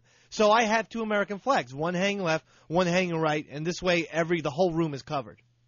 But I think that's like I don't know, that's a weird symmetry OCD that I think a lot of people have. Yeah, I think you're right about that, but I wonder why. I wonder why you just can't go, this is no way to live, and then you just break it. I have a theory that could be because of television or something, that we're so used to seeing like nice, organized pictures that if you grew up on TV, you want your whole life to look like that, to an organized picture. Yeah, there might be some truth to that. Because they live in sets. Like, you never look at TV and their house is a mess or, Actually, you never even look at TV. They don't even have a TV. That's what always makes me mad about TV. You'll never see their TV. Let me go over here to Lindsay. Lindsay, you're on Ron and Fez. Hello? Yeah, how are you? Hi, good. How are you? Good. I got a story. I used to go to a Catholic school, and we have to wear the uniform and everything. Nice. And I hurt my ankle one time, and I was on crutches. And it was a really windy day, and my skirt was blowing everywhere, and I knew everyone could see my underwear. And I didn't have any hands, and no one came up to help me, and my skirt was just going everywhere. It was an all-girls school? No, co-ed. God bless you. God bless you. It's so exciting. Where were Dave, you my whole grade school? Yeah, Dave, you know what you're going to think about before you go to sleep tonight? You're sick. Thanks, Lindsay. Thanks. Bye-bye. That Catholic school, if you ever went to that, their little skirts, Fez. I know you didn't go to Catholic school. They are not built to stay down. I don't know what it is about it, but we used to play a thing called Dress Up Day, and I'll just leave it at that. Because in today's world, the cops would show up and everyone would be arrested. Why design something that's going to go like a helicopter blade? Just straight, just all of a sudden fan right out. And they haven't updated them forever. They are still the same skirt that we grew up with. They're wonderful. Like, they flow even if you had, like, a mild Fisher-Price fan blowing in the room. Oh, yeah. They're going up. Kelly, you're on Ron and Fez. Hey, Ron, how you doing? Yeah. What about, I check my fly all the time. Can't stop. I'm always... Do you worry about the fly, Fez, the old XYZ? Oh, yeah. These jeans that I got now, for some reason, the fly does not work that well. And I think I went to a meeting not too long ago with my zipper down. We were with Tom Chiasano, and I found out my zipper was down the entire time we were in the office. You know, he said to me, tell your partner I'm straight. And I go... He noticed? Yeah, of course he noticed. He thought you were trying to be alluring. I was like, I thought maybe my shirt tail had covered it or something like that.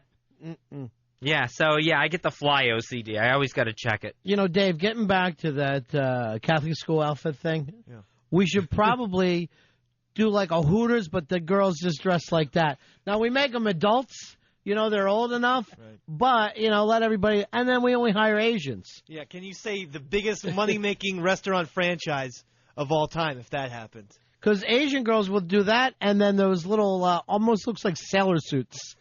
I wonder why no one ever tries it. If there's Asians, though, it sort of takes a Kill Bill type of vibe. Exactly. That's what I'm after. What was the little girl who was like... Go-Go. Yeah, Go-Go. We'll call it Go-Go's. Andrew, you're on Ron and Fez. Hey, guys.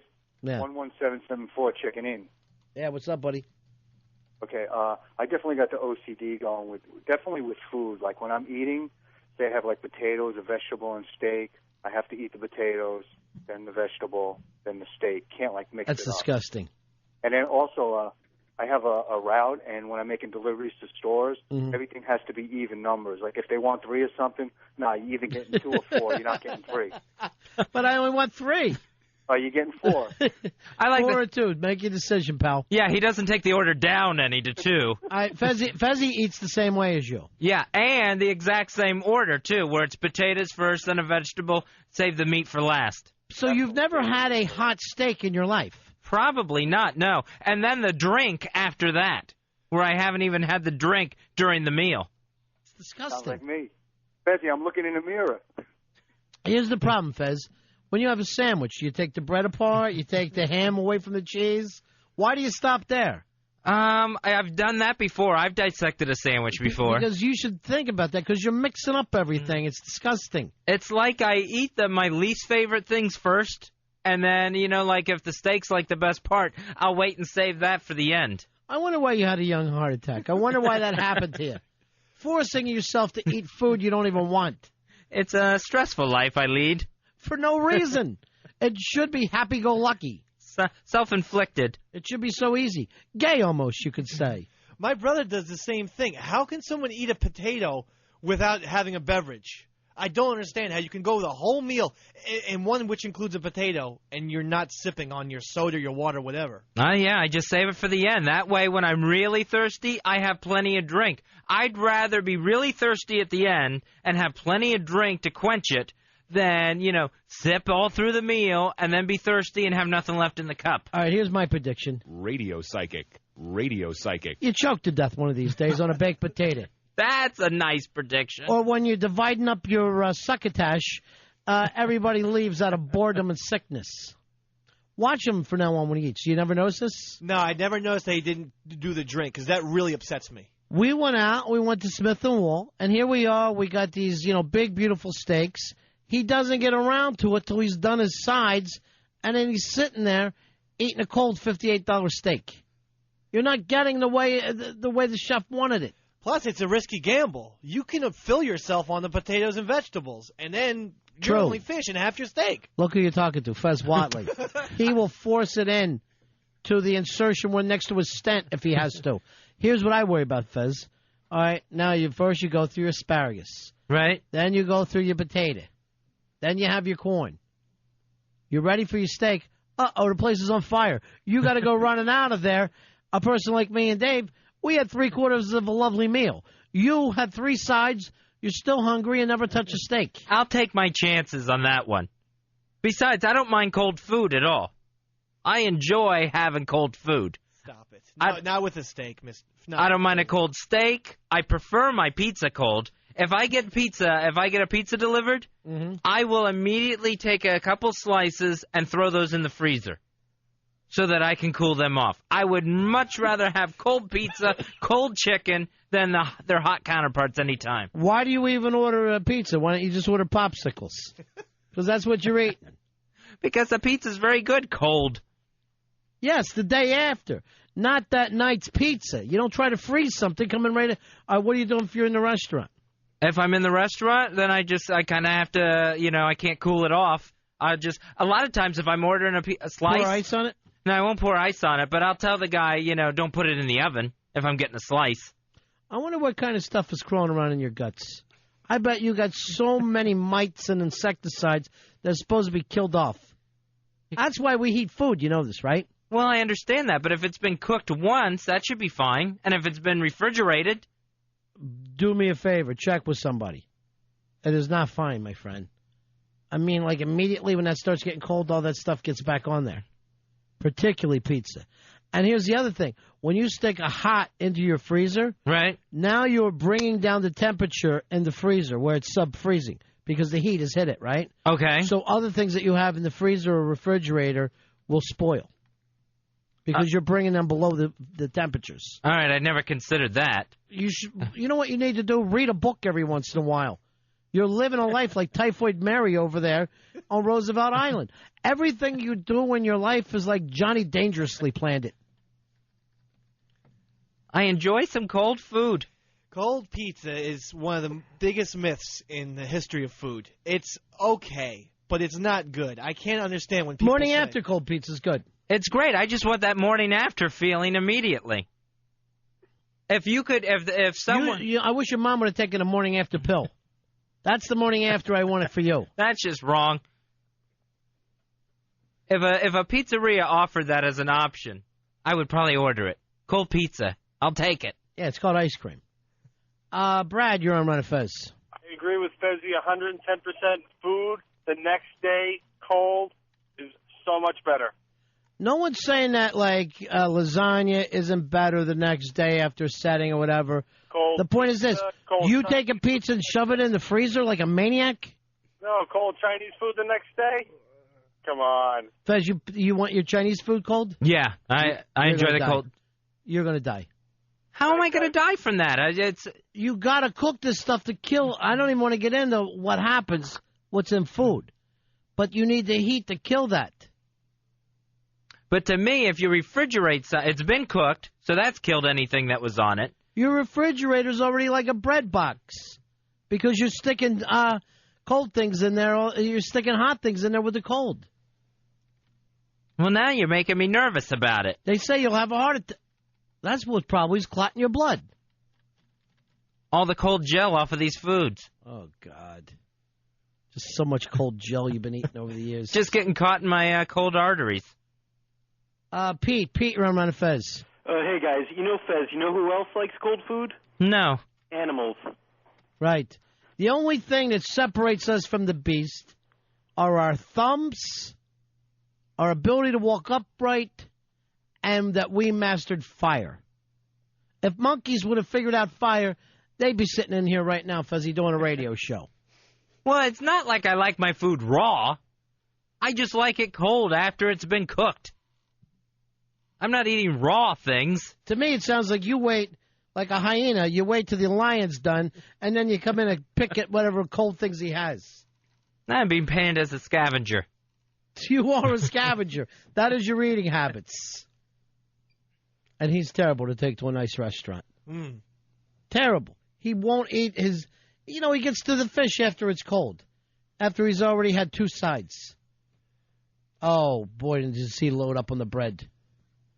Well, then I'm just starving at that point. It just takes so long for a restaurant to bring food to the table. What do you care? Maybe it'll be cold on the way.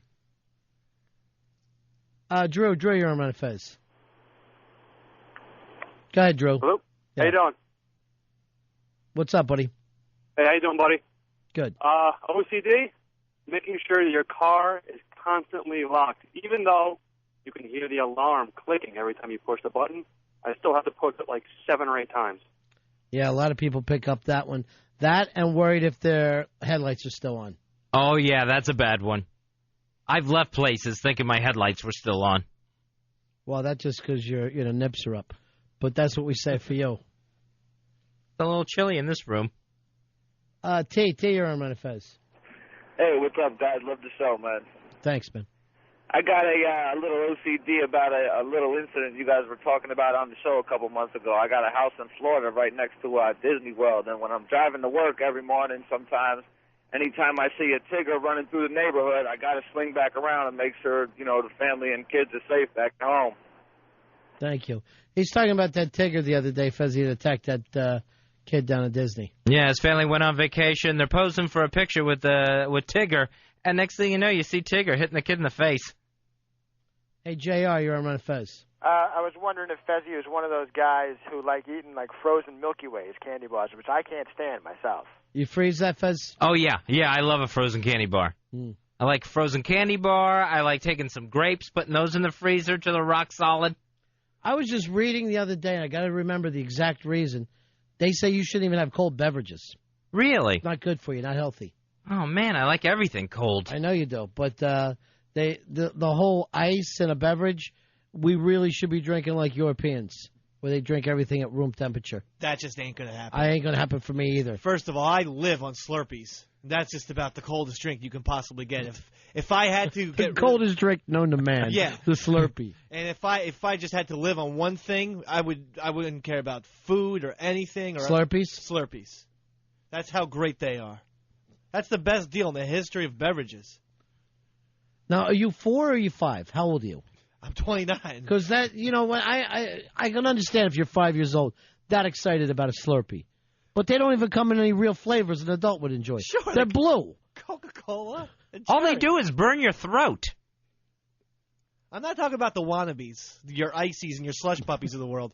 I'm talking about Slurpees, the real deals. Why are you so obsessed with them? I can't believe that they're still only being sold for like $1.25, and you can have about 36 ounces of Slurpee. It's so awesome. They're just as good almost as milkshakes. But if you tried to get 36 ounces of milkshakes, Ron, you'd be spending about $24. Yes, because milkshake is food. And Slurpee is some kind of an odd chemical. I don't even understand what it is. It's like bug spray. It's really cold. It's ice. It's mostly water. If you were paying any more for colored water, you would be furious. But it's so flavorful. And it really does cool you down on a hot summer's day. Nothing hits home better than a Slurpee. Are you doing a commercial right now? No, I'm just being serious. Ooh, even the demons like Slurpees. Even the demons like Slurpees. And don't say that Slurpee's the original, because Icy was around long before the Slurpee. How do you figure? The Icy was always in 7-Eleven before Slurpee showed up. Oh, I don't know about that. And if I never even knew that. Oh, yeah. The Icy used to have the polar bear on the cup. Then the analogy I would do is that... What, is it a polar bear old?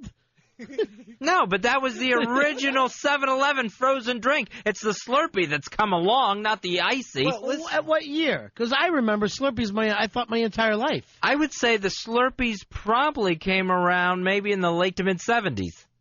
That seems like a stretch. I think my brothers talked about Slurpees. And when did the Icy get invented? The Icy was as far back as I remember. I remember when the 7-Eleven opened in our neighborhood, we had Icies for the longest time. And then all of a sudden, this Slurpee thing came along to replace it. According to Slurpee.com, it started in 1959. Yes. Well, we didn't get them till much later. You're just older than you say, Grandma. I am not. I'm quite young and spry. See when the Icy started. Because really, they're both rip-offs of Italian Ice, which is delicious and made with real flavors. Ron, I doubt Icy will even have their own website. Slurpee.com is where it's at.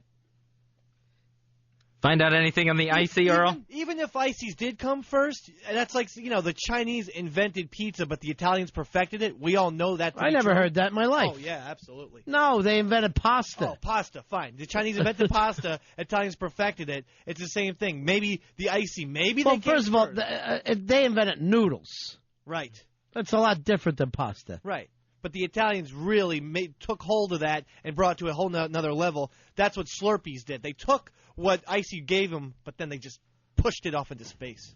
Space? Like great, flavorful space. Speaking of like Italians perfecting things, it's so weird to watch that HBO show Rome, and they never eat any Italian food. They're always like, oh, we'll have some seafood, some meat.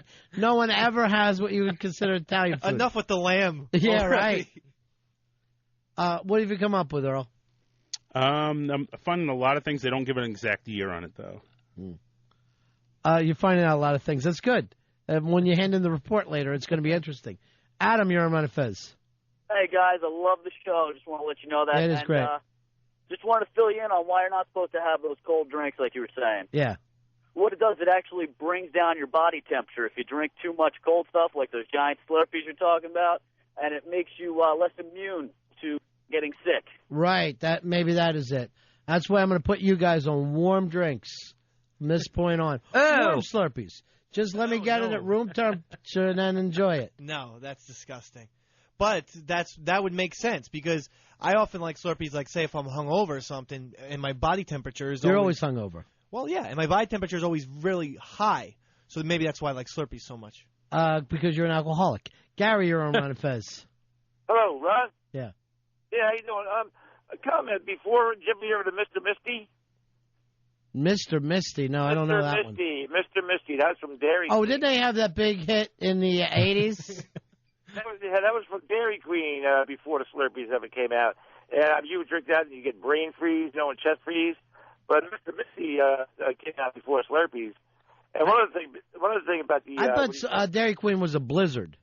No, well that was the Blizzard, but that's also changed over the years. But that was like a milkshake, really thick milkshake. But then they came out with the Mr. Misty, which was the frozen ice drink, drink of color, all different colors and whatnot, just like a Slurpee. But that was original. Thanks, man. And it's like getting a call from Wikipedia. Fezzy! It's Ron and Fez. Reinventing comedy from square one. Stand up, Bill Cosby. Sit down. The punchline for me is my old man didn't turn me inside out. With your host, Sonny Fox. Stand up conversation with George Carlin. Sit down. You have no jurisdiction over this. Stand up, Mitch Hedberg. Sit down. I wanted to go back to the radio. Stand up close and personal. Sit down. Usually at Sonny Fox's expense. Stand up. No, Sonny. I've never heard of it in my life. I suppose you're going to tell me about it, are you? No, not at all. All right, Sonny. Stand up, Gilbert Gottfried. Jiminy Cricket! You have a partner? Yes, Bud Abbott. Stand up. It's amazing. He's still alive. Sit down. The biggest names in comedy. Stand up. These are shut-ins. Sit down. Stand up, sit down. Stand up, part of the Friday night special. Sit down. Every Friday, 10 p.m. East. That'll be a secret between us, Sonny. XM Comedy Channel 150. An uncensored channel, parental guidance suggested. It can't be fun in the old ballpark. The 2007 MLB All-Star Game. San Francisco, July 7th through the 10th. Travel to the Bay Area for Fan Fest. The XM Radio Futures Game, Sunday, July 8th. And live from the field at AT&T Park for the Home Run Derby on the 9th. Gone. Number 16 for David Wright. Live coverage starting this weekend in San Francisco with MLB Home Plate, XM 175. I am announcing today my candidacy for the presidency of the United States. I do not run for the presidency merely to oppose any man, but to propose new policies. XM Radio, dedicated to the proposition that all voters have a right to 24-hour coverage of the 2008 presidential campaign, announces the arrival of POTUS 08. POTUS 08 is a first-of-its-kind news channel devoted to coverage of the 2008 presidential campaign. I'm Hillary Clinton, a senator from New York running for president. My name is Mitt Romney. I'm John Edwards. I'm Rudy Giuliani. I'm John McCain. I've had the honor of serving my country all of my life. Senator Barack Obama. POTUS 08, 24/7 coverage of the presidential election starting in September. Nonpartisan and commercial-free in the land of the free on XM Channel 130. This generation of Americans has a rendezvous with destiny. One revolution around the sun. Hey there, I'm Bachman. Every week, we have a show called One Revolution Around the Sun, where we take 1 year in alternative music history and play it for a straight hour. All of the bands that you already like on Fred on 44. The Police, Susie and the Banshees, The Clash, and that one tune by Dexy's Midnight Runners. You know about our Decades channels already, but have you tried Fred on 44? It's One Revolution Around the Sun, Thursdays, noon East on XM44. This is Fred. The virus is an XL channel which may contain explicit language. Channel blocking is available by calling 1-800-XM-RADIO or in XM Canada, 877-438-9677. Ron Bennington, Fez Whatley. It's the best of Ron and Fez. The ticket scalping law in New York State, that expires in June. And Governor Spitzer... Laws expire? Yeah, I guess so. I didn't know that. So Governor Spitzer's talking about getting rid of it. He says when he was Attorney General, the ticket scalping law never worked anyway. Yeah, well, I got to agree there. Have we ever really stopped scalping tickets? I don't believe so. And now the Broadway theater owners, they're jumping on board, who they used to be in favor of the scalping law. Now they're against it. So I guess, everything's changing for the scalping law. Why do you think that is, Fez? Probably because they're not getting enough asses in the seats. No, they're getting enough asses in the seats. What this means is now when they got a hit show, they hold some of the tickets back, and they sell it for whatever they want. I mean, let's suppose you got the producers, right? Right. You're selling your tickets for, what, $100 a piece? The scalpers are out front moving them for $500 a piece. So this guy wants to, some of these theaters want to become the guy who goes, yeah, we'll just send a kid out front or call up one of these brokers and start to move these tickets.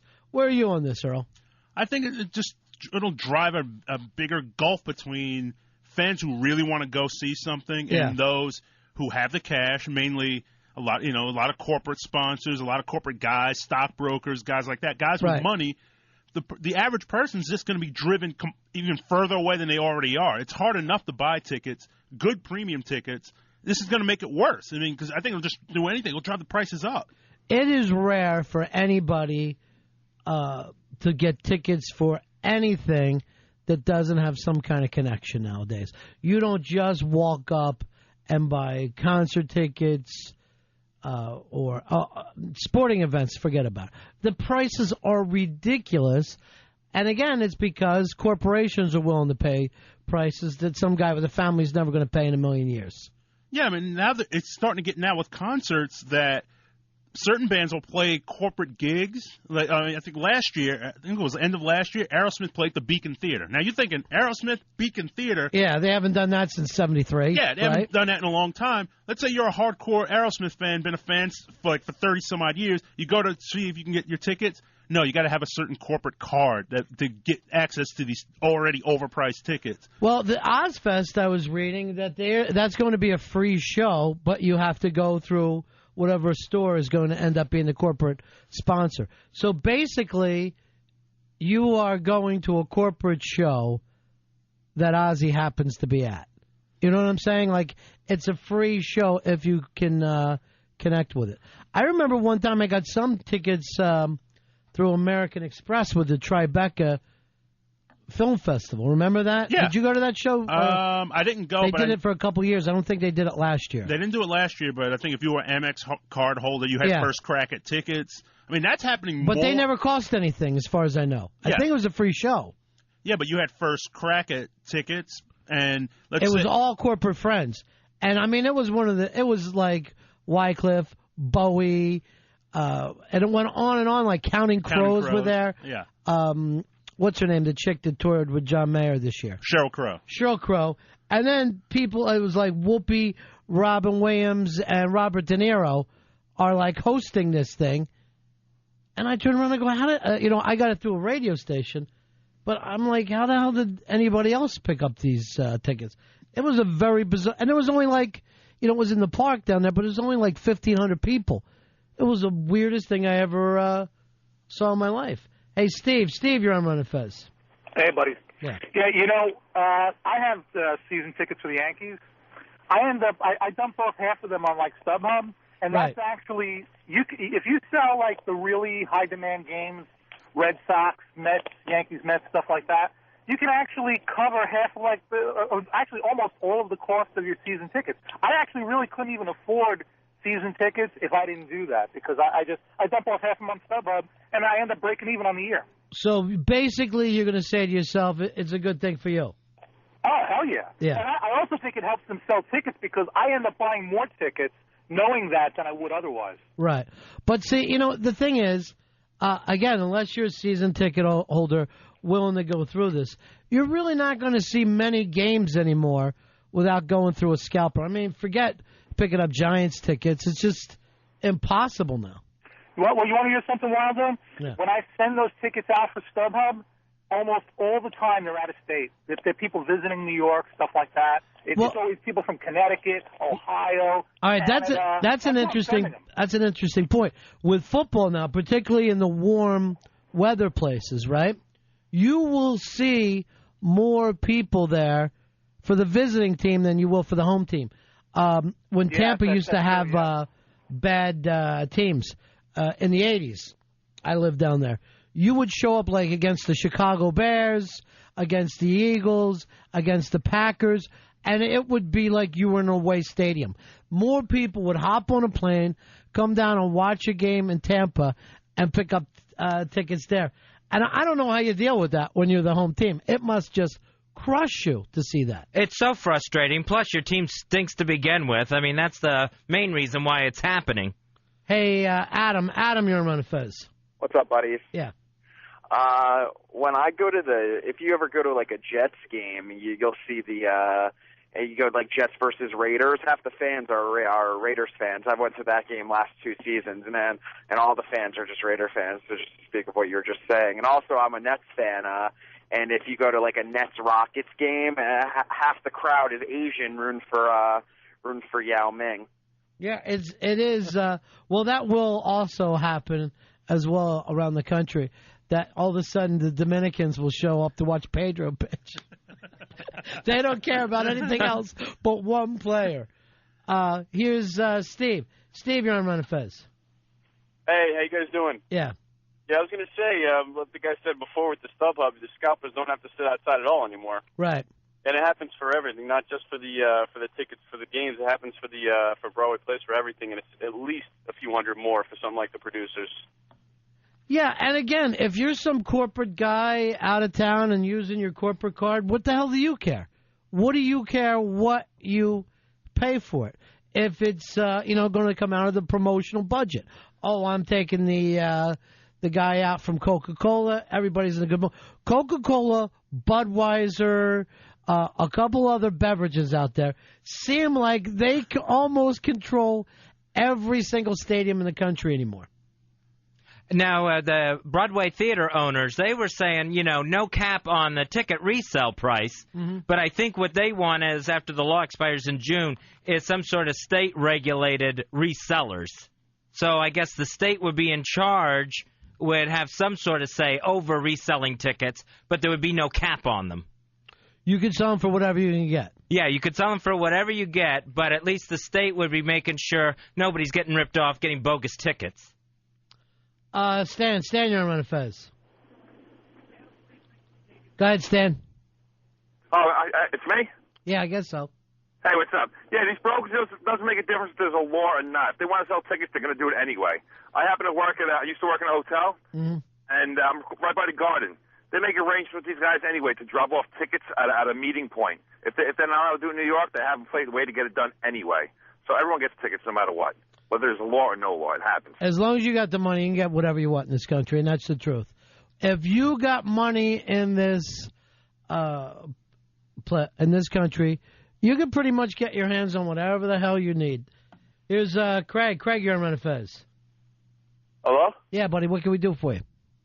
Oh, hey, man. I just think it's not right because Giant Stadium, we got no home field advantage anymore because you got all the season ticket holders selling their tickets to Eagles fans and Cowboys fans when they're coming in.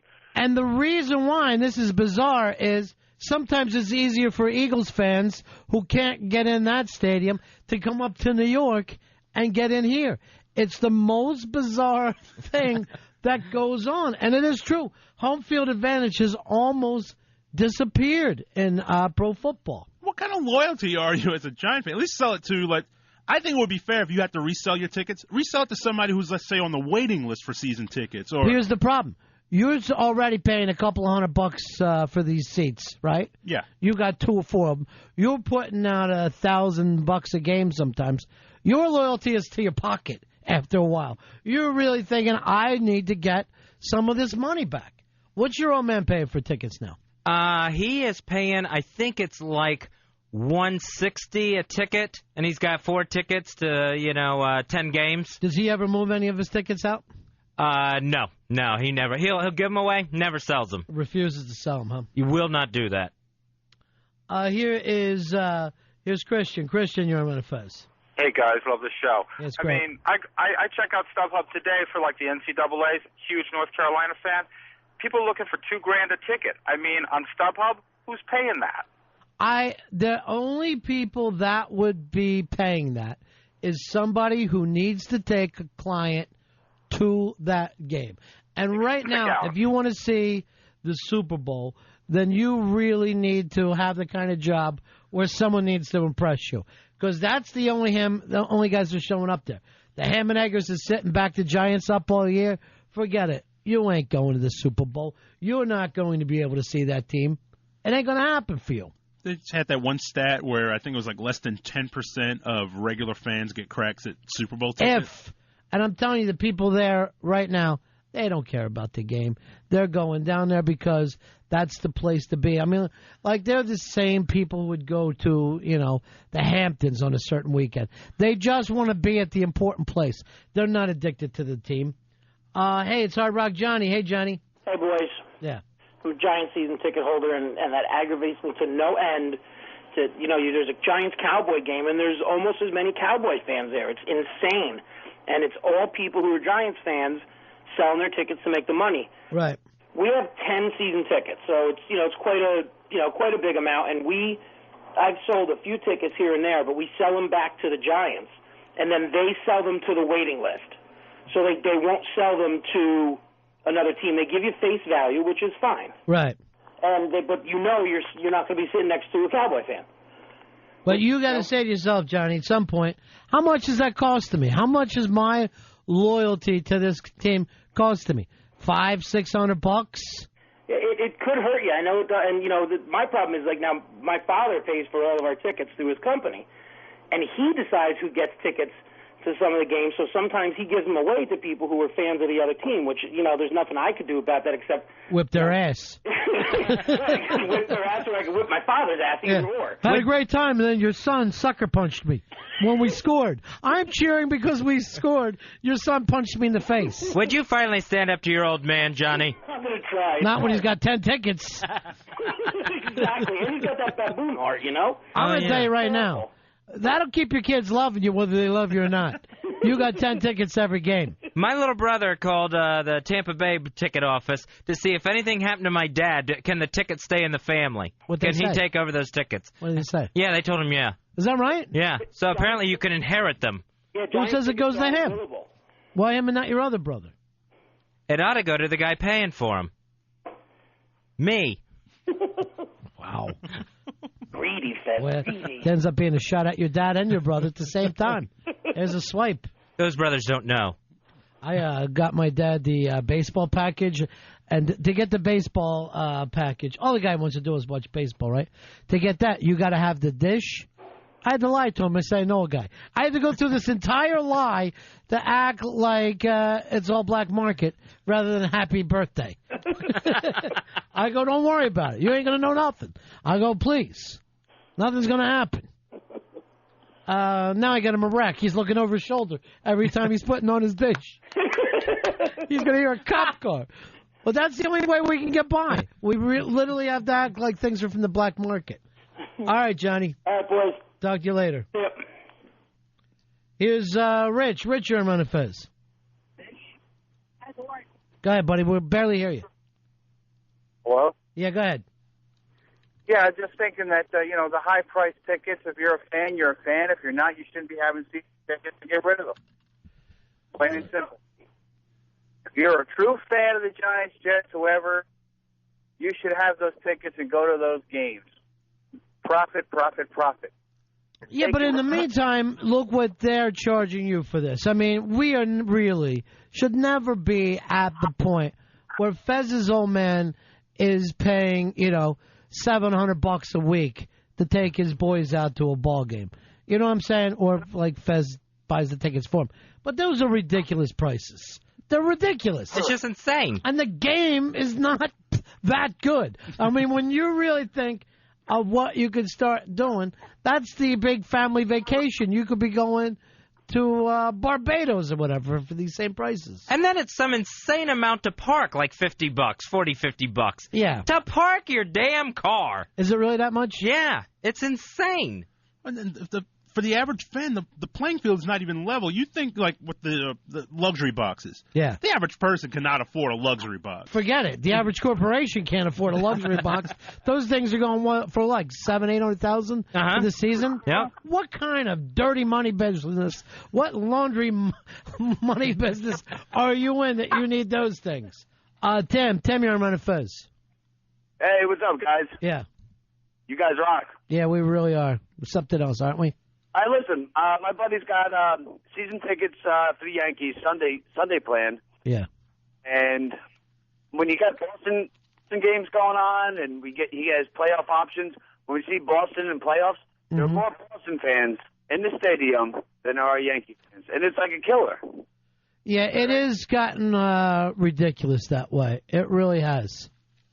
It's insane. Please, you know, let me go. I got to hear myself on the radio. Yeah, it's going to be exciting for you. Run, Tim. Hi, Tim. You really gave a good call. You're going to hear that in a little while. You know, Fezzy, to me, the dedication is, are you going to stick with your team? Are you going to stick with the whole thing? When you are riding down the road, you're going to put the Pal Talk TV on yourself, let everybody know where you're at. That's the dedication I'm looking for.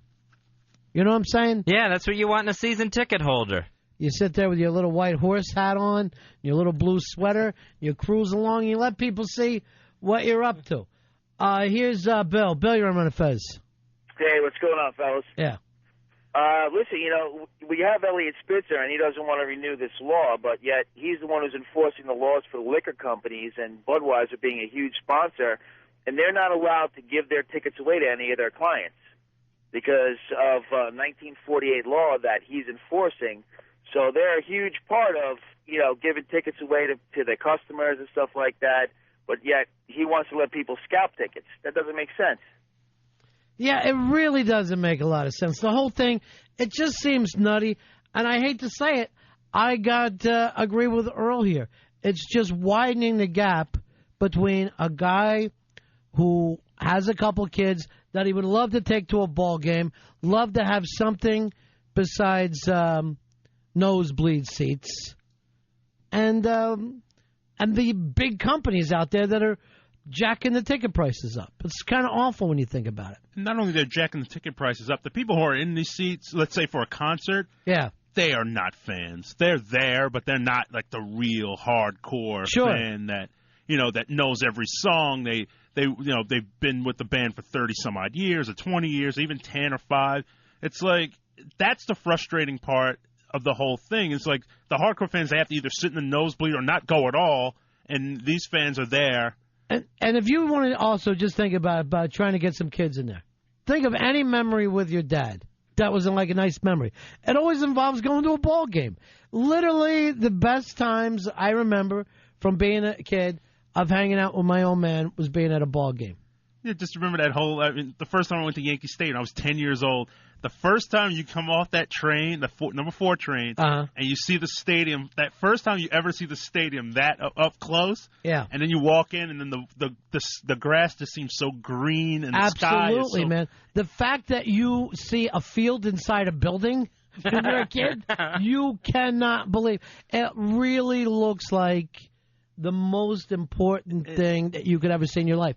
And if you're taking that away from kids whose parents don't happen to, you know, work for a major corporation, it really is a sin. It is. I mean, and it's just like I can remember June 21st, 1980, the Yankees versus the Kansas City Royals. I remember the date. I remember every little detail about that game. We sat in the upper deck. The Yankees won the game. Yeah. Gossage struck out 3 to save the game. And those things are they stay ingrained in your memory forever. Right. I know we used to go to with all like the guys from the VFW, and I'd be a little kid, you know, with my old man, and then it would be like other people in the neighborhood, and it would be like we would be the kids, but the men would be there, and it'd be like we'd all go up in the bus together, be a big trash can full of like beers and sodas, and it would be the most exciting thing in the world to me. It was just out of this world exciting. I can't imagine. Like, I don't have any experiences now that can match that. I mean, it's such an incredibly it's a bonding experience, right, between a father and a son. Where now we're taking that away from people. Yeah, because everyone's like, yeah, why don't you just watch the game? It's an enormous difference between being at the game and watching the game, and even just the whole experience, just the trip to the stadium is an experience. Here's Anthony. You're on Ron and Fez. Yeah, I wanted to just talk about, the other benefit of, when you work for one of these companies and you get to go to the games. It's a lot of fun, even though, you can be a real fan and still get the benefit of, But you've been there, and I've been sitting at games, and I'll hear people talk about everything but the game that's on. You know what I mean? They're talking about a marketing chart. They're talking about what's coming up. There's plenty of guys that have those tickets that are not watching the way the pure fan is watching. Yeah, of course, but you know, it is great to be a real fan and be able to go see the Yankees in sit-field level and stuff like that. I agree with you 100%. I think it always works out that way. But the fact is, it goes to show Yankees, Giants, and not just them. You go on throughout the country, it's the same way. They're not putting their fans first. They're putting the corporations first. That's the real customer to them. Yeah, especially with a lot of National League games now. They'll even call the games businessman special games, where it's designed specifically for businesses that basically have a lunch like a power lunch at the game now. Right. And I mean, you see, I hate to say, I'm not trying to be sexist here, but women are at these games that don't care one way or another. I was at an Army-Navy game one time. We saw a woman knitting. She was knitting next to her husband. The entire section almost killed her. I swear to God, everybody started chanting, "Stop that effing knitting," over and over at her. It was driving her crazy. I mean, these women, you know what they want to do? They want to go out for nighttime waffles with a great giant beverage. That's too much.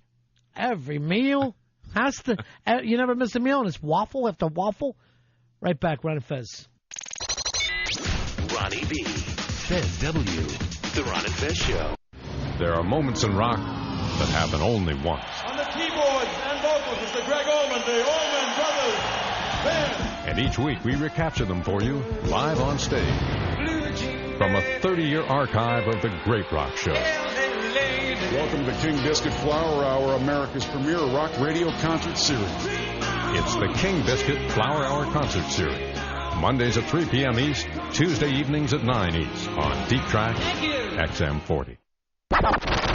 With your XM Racing Report, I'm Tommy Noodles. The Nextel Cup Series goes under the lights 7/7/07. That's this Saturday, where TNT will debut its new wide-open coverage for the Pepsi 400 at Daytona International Speedway. The Pepsi 400 will begin at 8 p.m. At this event, 22 of the 24 living Daytona 500 winners are expected to be at the track. This year's coverage of the Pepsi 400 will mark the debut of TNT's wide-open coverage, a unique television format that will feature no commercial interruptions. Only 3 local breaks per hour. There will be a box on the screen for sponsor-branded content. This box will include messages and graphics from the sponsors. For more on motorsports, tune to XMSN's Engine Block on XMSN 144. Jimmy Johnson's Not What You Expected with Marty Smith, part of the Engine Block on XM 144, XM Sports Nation. Well, Dale Jr.'s going to be your teammate, Johnson. Is he? What do you think about that? I wonder who they're going to throw beer cans at. Yeah, I wonder if they are going to throw beer cans at. Does that fix that problem? Probably Does not. It make it worse? You never know. Think so? Hell no. Me either. Jimmy Johnson's Not What You Expected with Marty Smith, Thursdays at 7 p.m. on the home of racing's biggest stars, XM Sports Nation, XM 144. Live Earth. 7707. The concerts for a climate in crisis. As Live Earth takes over XM's Rock Neighborhood, find out where your favorite artists will be by texting Live Earth to GotXM 46896. using any cell phone. XM brings you every note from every stage of Live Earth. Text Live Earth to 46896. Live Earth on XM, July 7th. Answer the call. Tony Kornheiser is taking a break from XM Sports Nation, XM 144. I'm leaving my show to make a fool of myself on Monday Night Football for a second straight year. So Old Guy Radio is on hiatus. But don't worry, Tony will return to XM Sports Nation before long. I'll be back on XM in January 2008. The Tony Kornheiser Show will return to XM 144 with more great Old Guy Radio. Thanks for listening. I'll talk to you next year.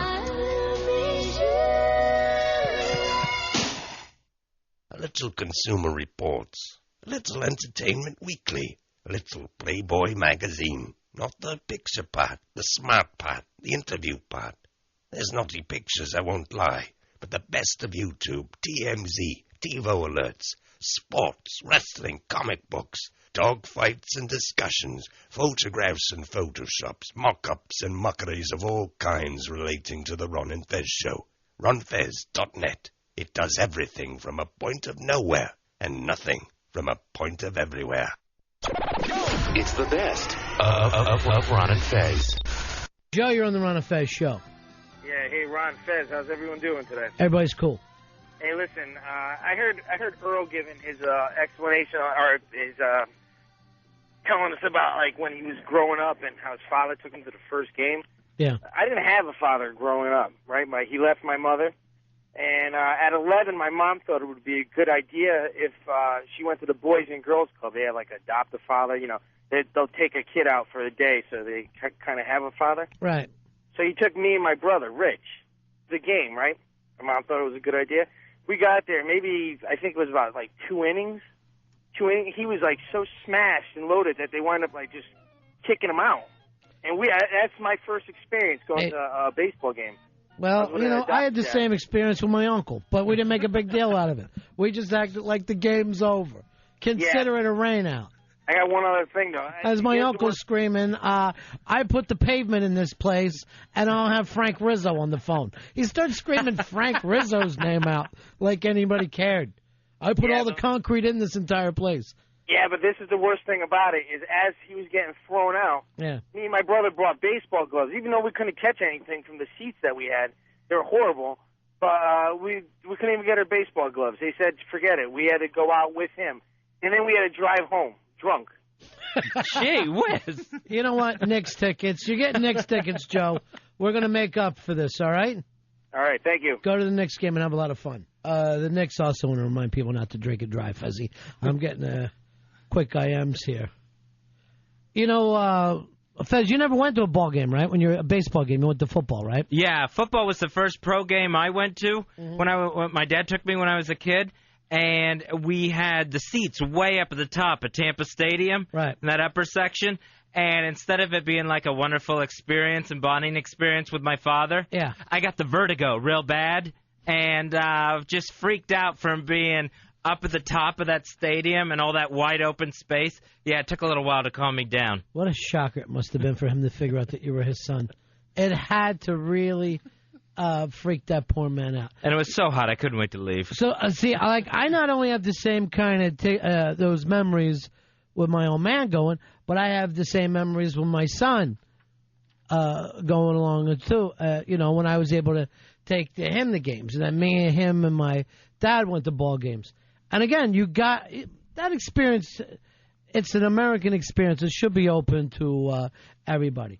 I really think that somebody should step in and say the prices of these tickets have gotten ridiculous and they got to be affordable to the family. Or else you're not getting this money from the city anymore. You're not going to be able to have the opportunity to run this little gimmick that you're running where 26 of you bastards can hold America hostage anytime you want. Hey, Fuzzy, it's Ro. This is Pitsy's mom. How are you, Ro? Hi, it's Ro. How are you? Good. How are you, darling? Hi, Ro. Good. I just want to tell you that I've been a single parent since my son's a year old, and I had the experience of taking him to ball games. And someone offered me box seats to the Shea Stadium once for the Mets, and we went, and he brought a friend, and I brought my sister, and we were having a good time. The kids were munching on French fries, and Todd Hudley hit a foul ball, and I caught it, and my son went home with the ball. Isn't that wonderful? It is a wonderful experience. Now, was it a fly ball or did you catch a line drive? Yeah, but I was so busy stuffing. Stuffing my face that it hit off my leg, and then she caught it because I was eating those curly fries from Shea. All right, way to stay in front of it. But it was a wonderful day, and I hope my son holds that in his heart because I took him. That is wonderful, Rod. Now, you remember that? I remember it like it was yesterday. Yeah. I really do. You know, like my mom would take me everywhere. She used to take me to wrestling. She took me to one Knicks game because basketball was always so expensive. But we always went to like Met and Yankee games when I was little too. Right. Ron, I just want to say one more thing. I took him on the Wrestle Vessel, and I was dancing with the wrestlers. Yeah, they had a thing, like a wrestling cruise out of New York Harbor, and they like when SummerSlam was here, and my mom took me when I was little too. So she was dancing with the headbangers and with all the jobbers from WWF that they put on the boat. Let me tell you, I took good care of my son, and I still do, and he's a nice kid. I hope he holds these memories to his heart because I certainly do. He's a very nice young man. Do you hold him to your heart? Oh, yeah, totally. Yeah. Totally. Do you? Do you really? Thank you. Nice chatting with you, Ron. Nice chatting with you, Ro. Take care now. All right, bye-bye. Bye, Ro. That's nice that you had that experience with your mom. Yeah, it was different, you know. What do you mean different? Oh, not everybody goes to the game with their mom, but I didn't really have a choice. There's a lot of women that go to games and they keep score. I don't know what the focus is there. But women will always show up with a scorecard. They always fight to get their bag in, too, you know, because they always sneak snacks in. Yeah, they got extra stuff. So they don't want to pay the premium on food. So she was always that person that would always fight with the security guard to let her bring the sandwiches in. I remember I was talking about my uncle. I remember going, because I grew up outside Philly. We went to an Eagles game with my old man, a couple of uncles, one of those deals. Cold as hell. So the first uncle gets caught with a flask. He's literally, I guess back then, you could shove a security guard without it turning into a big deal. So he's thrown back and forth. I'm like a little kid. My other uncle's like, don't worry about it. I got the radio. Don't worry about it. I got the radio. We get up there. He pulls out this big radio, right? Like almost like a half a boom box. And where it's supposed to have a dial, there is a thermometer that's just glued to it, right? He pops it open, pours a bottle out of there. Everybody's drinking. Literally everything came to keep, we need this to keep warm. I go, what about me? They're like, freeze.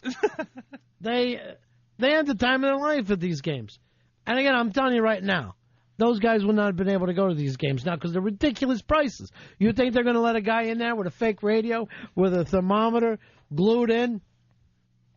Well, that's like the only time I've ever been able to go to a Giants game was because of Hurricane Katrina. Yeah. Because I couldn't afford it and I couldn't get in. It's like a big fraternity, and that's the only game they ever opened up to the public. Oh, yeah, I remember that. Yeah. So that was the only time I've ever been to a Giants game. And then you bastards went and booed New Orleans after they just lost their city. Yeah, it was a wild scene that night. Yeah, it was an ugly scene. It was an embarrassment. It was a black eye to the city of New York. We still won the game, though, so. Scott, you're on Ron and Fez.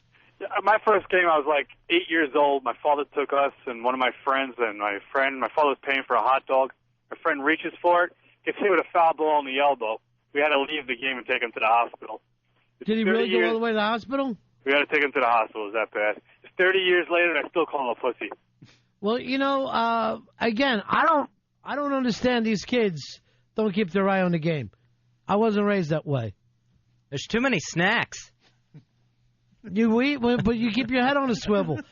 You listen for the crack of the bat. You don't hear the bat at least go off?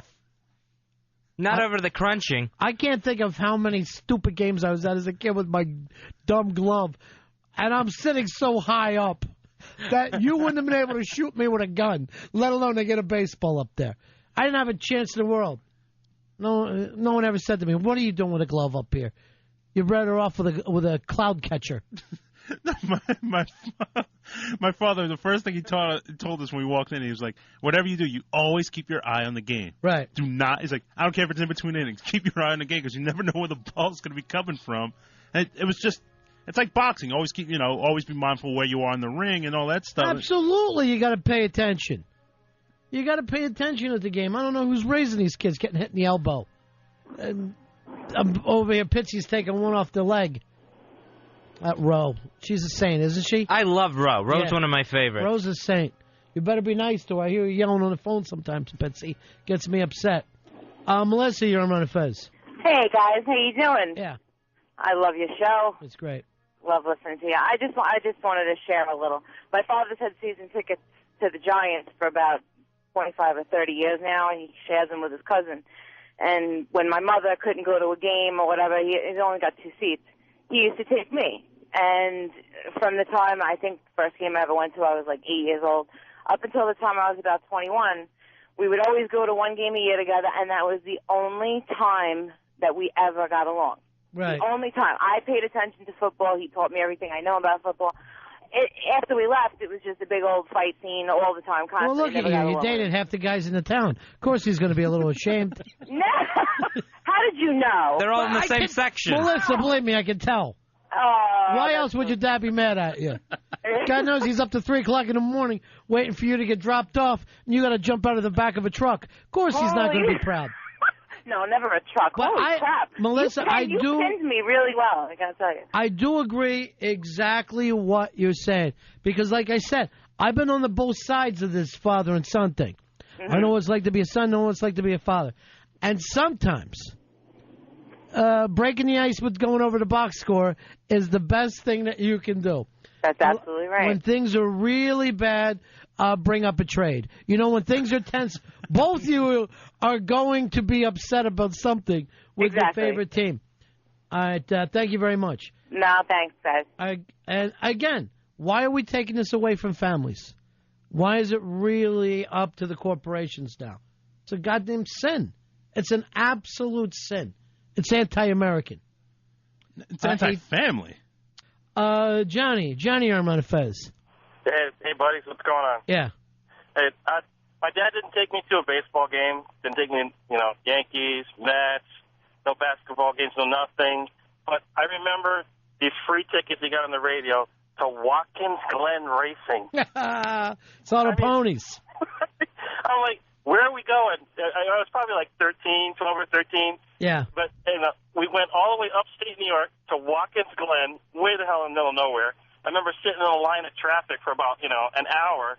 We get there, and it was an awesome thing. And my dad doesn't follow racing. None of us follow racing to this day. But those tickets we won on the radio, that was the best memory ever. Yeah, it is exciting. I'll tell you, the first time I was at seeing the horses when I was a kid, I saw a grown man crying.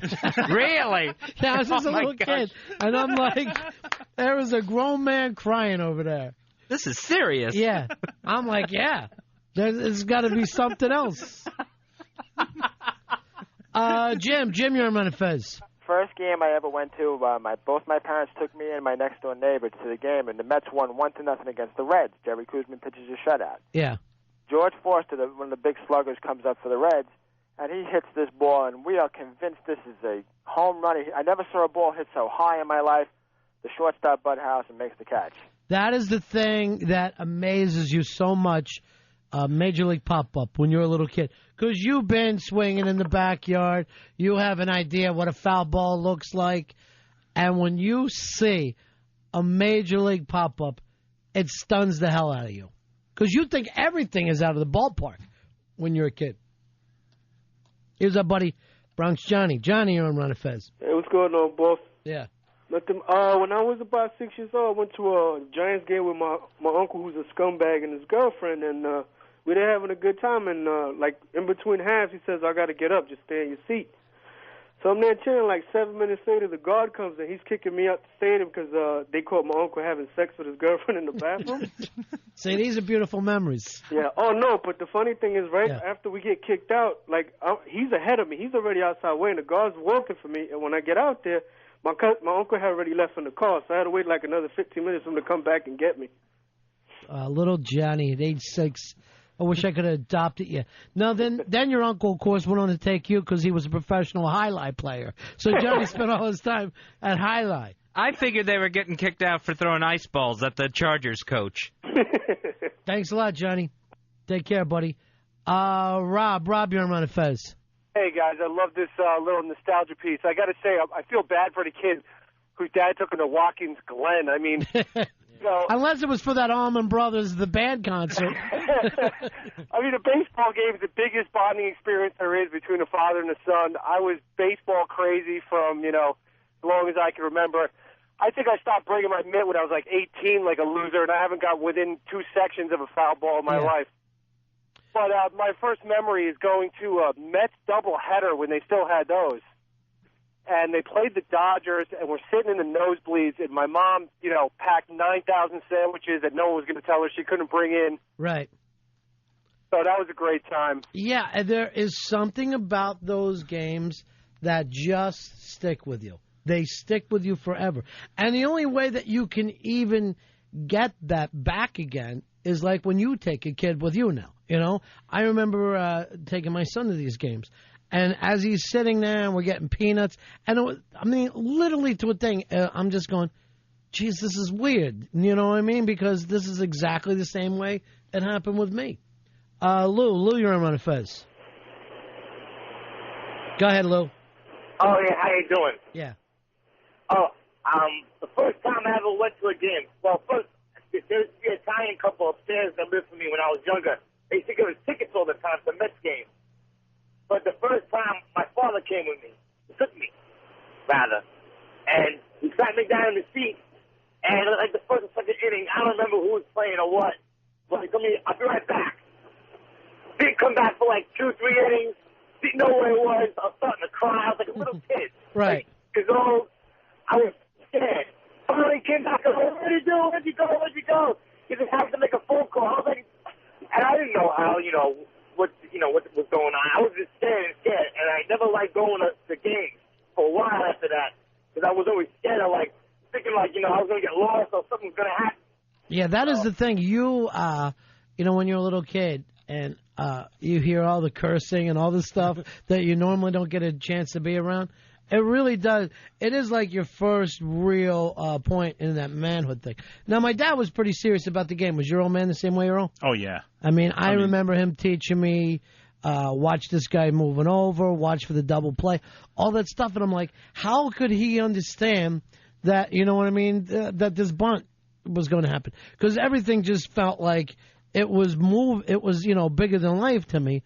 And to be able to say, that he's pointing out they're going to sacrifice one now, it was very exciting. Yeah, he's like watch the bunter's hands. If he has them too high, it's going to go straight up in the air. If he gets them too low, he'll lay down a perfect bunt. I mean, just little things like that. And remember, the scorecard would be so exciting because, the scoreboard, because you're seeing other games change. You're like, oh, this is unbelievable. The Braves are losing. I don't know why that excites me so. Here's Ron. Ron, you're on Fez. Hey, Ron and Fez, how you doing? Yeah. My best recollection of a game, I went to my father to a game was. Mm-hmm. He went to a game, it was at West Point. It was Army and Navy, and it was so cold. He was with his brothers, his uncles, everyone else. I'm telling you, it was so cold. The whole ride there, all they were doing was drinking. We got there, they're drinking blackberry brandy and whiskey. Next thing I know, I'm sitting there, I'm watching them just to keep each other warm. That's a little spooky. Eastside Dave, you're an old man Yankees fan, right? Absolutely, yeah. Took you to the game as a little kid? Big time game. My first game was around 1987, and because I had to be a certain age, they would never waste a ticket on someone who was like 7 years old. Really? That was a rule in my family. You have to get bizarre. Yeah, psychos. You must have been nuts by the time you went to a game. Oh, I was a ravaging wolf. Yeah. And this is so weird. The first game that I went to in the seventh inning stretch, swear to God, Tom Hanks, during the seventh inning, filming a scene for Big. The scene where he's at Yankee Stadium getting the foul ball was my first game there. It was the best experience of my life, and Dave Winfield threw a ball to my brother. There was nothing like it in a million years, nothing like being at your first game. It is, and these were all fun for you? Oh, my God, yeah. I mean, every single game is fantastic since, but that first game, when you really smell, and you see, like, the trains in the background, the Bronx, that's something you never get to see. Like, it's all the things you don't get to see on TV, you know? The fact that there's a beautiful field in the middle of a city is just the most amazing thing ever. Yeah, and, like, even outside the stadium, just how unbelievable. It's like a carnival. Here's the big question, though. How come TN never cams up? What is the situation there to get her to cam up? I don't know. We'll work on that, for crying out loud. It actually, to me, it makes it feel like it's not even worth it. Yeah. Sean, you're on Fez. Hey, go ahead, Sean. Hey, what's going on, guys? Baseball story. I was young. By the way, welcome back to New York City area. Thank you. Thanks for being the last person to welcome us. Oh, thank you for coming back. We appreciate it. So I'm like 8 years old. My grandfather, it wasn't a major league game, but it was pretty big baseball, Cape Cod League up in Cape Cod, Mass. And my uncle was playing. So my grandfather takes me. It's the grandstands type seating. Fly ball, I'm thinking it's coming into the stands, and I run, not to catch it, but to not get hit by it. I end up falling over the bleachers, falling into the guy like 2 rows in front of me, like fall into his lap, knock him over. My grandfather's all embarrassed. He's explaining to everybody, what a knucklehead I was. That's it. And the thing is, it's literally my first recollection of going to a ballpark to watch a game. If I told you my first memory from the ball game, you'd think I made it up. You'd think it was just insane. What was it? I don't even want to get into it because it sounds like, and seriously, it sounds like a made-up story. What is it? So I'm coming in with my dad, my uncle, and it was a doubleheader, night, right? So it's a night game, but we don't show up until like halfway through. Give me a little field, Fezzy. Don't make me beg. Don't make me beg for the field. So the whole thing was just like overwhelming to me, right? And we're walking in. The seats weren't bad at all. And I'm like, I'm still trying to focus. Now, at the time, I'm so little, I'm like belt size to my dad and my uncle. And just a crazy, and like the heat that you would feel, like the city heat, everything was just really magical. And as we're coming in, and just the colors of the jerseys completely threw me off.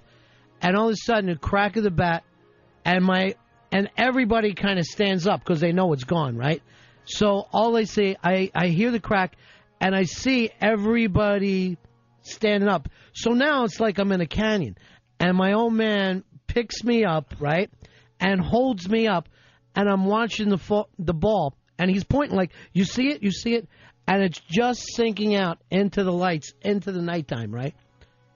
And he's going, that was Hank Aaron that hit that. It was Hank Aaron that hit the ball. Whoa! And that's the first shot I have. Oh. And I'm little, and my feet are dangling, and I'm so excited with that. Yeah. That's amazing. Yeah. Oh, man. The weird thing is, years later at a WrestleMania, me and Fez were doing stuff, I had the chance to tell Hank Aaron that story.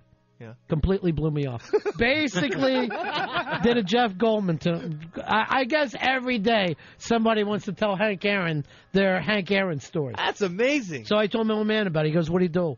He goes, I tell him the story, and he goes, who cares? Who cares what he thinks? It's good for us. Ron and Fez Show. It's the Ron and Fez Show on XM 202. Dale Earnhardt Jr.'s Unrestricted, part of the Engine Block on XM 144, XM Sports Nation. That is the best. We broke into Sean Brawley's house. I thought his name would come to mind. At 3 o'clock in the morning. Yeah, we threw a gallon. We had a gallon bucket of water. We threw that on him, and then we threw a pound of flour on him. Dale Earnhardt Jr.'s Unrestricted, Thursdays at 7:30 p.m. on the home of racing's biggest stars, XM Sports Nation, XM 144. Stand Up, Sit Down with Sonny Fox. Stand Up, Bill Cosby. Sit Down. The punchline for me is my old man didn't turn me inside out. A reinvention of radio. Stand Up Conversation with George Carlin. Sit Down. You have no jurisdiction over me. The biggest names in comedy. Shut-ins. Stand Up, Sit Down. Stand Up, part of the Friday Night Special. Sit Down. Every Friday, 10 p.m. East. That'll be a secret between us, Sonny. XM Comedy Channel 150. And Uncensored Channel, parental guidance suggested. I am announcing today my candidacy for the presidency of the United States. I do not run for the presidency merely to oppose any man, but to propose new policies. XM Radio, dedicated to the proposition that all voters have a right to 24-hour coverage of the 2008 presidential campaign, announces the arrival of POTUS 08. POTUS 08 is a first-of-its-kind news channel devoted to coverage of the 2008 presidential campaign. I'm Hillary Clinton, a senator from New York running for president. My name is Mitt Romney. I'm John Edwards. I'm Rudy Giuliani. I'm John McCain. I've had the honor of serving my country all of my life. Senator Barack Obama. POTUS 08, 24/7 coverage of the presidential election starting in September. Nonpartisan and commercial-free in the land of the free on XM Channel 130. This generation of Americans has a rendezvous with destiny. Live from the Knitting Factory, an exclusive show on XMU that airs every Friday night, 7 p.m. West, 10 p.m. East. This Friday, it's live music from Oxford Collapse.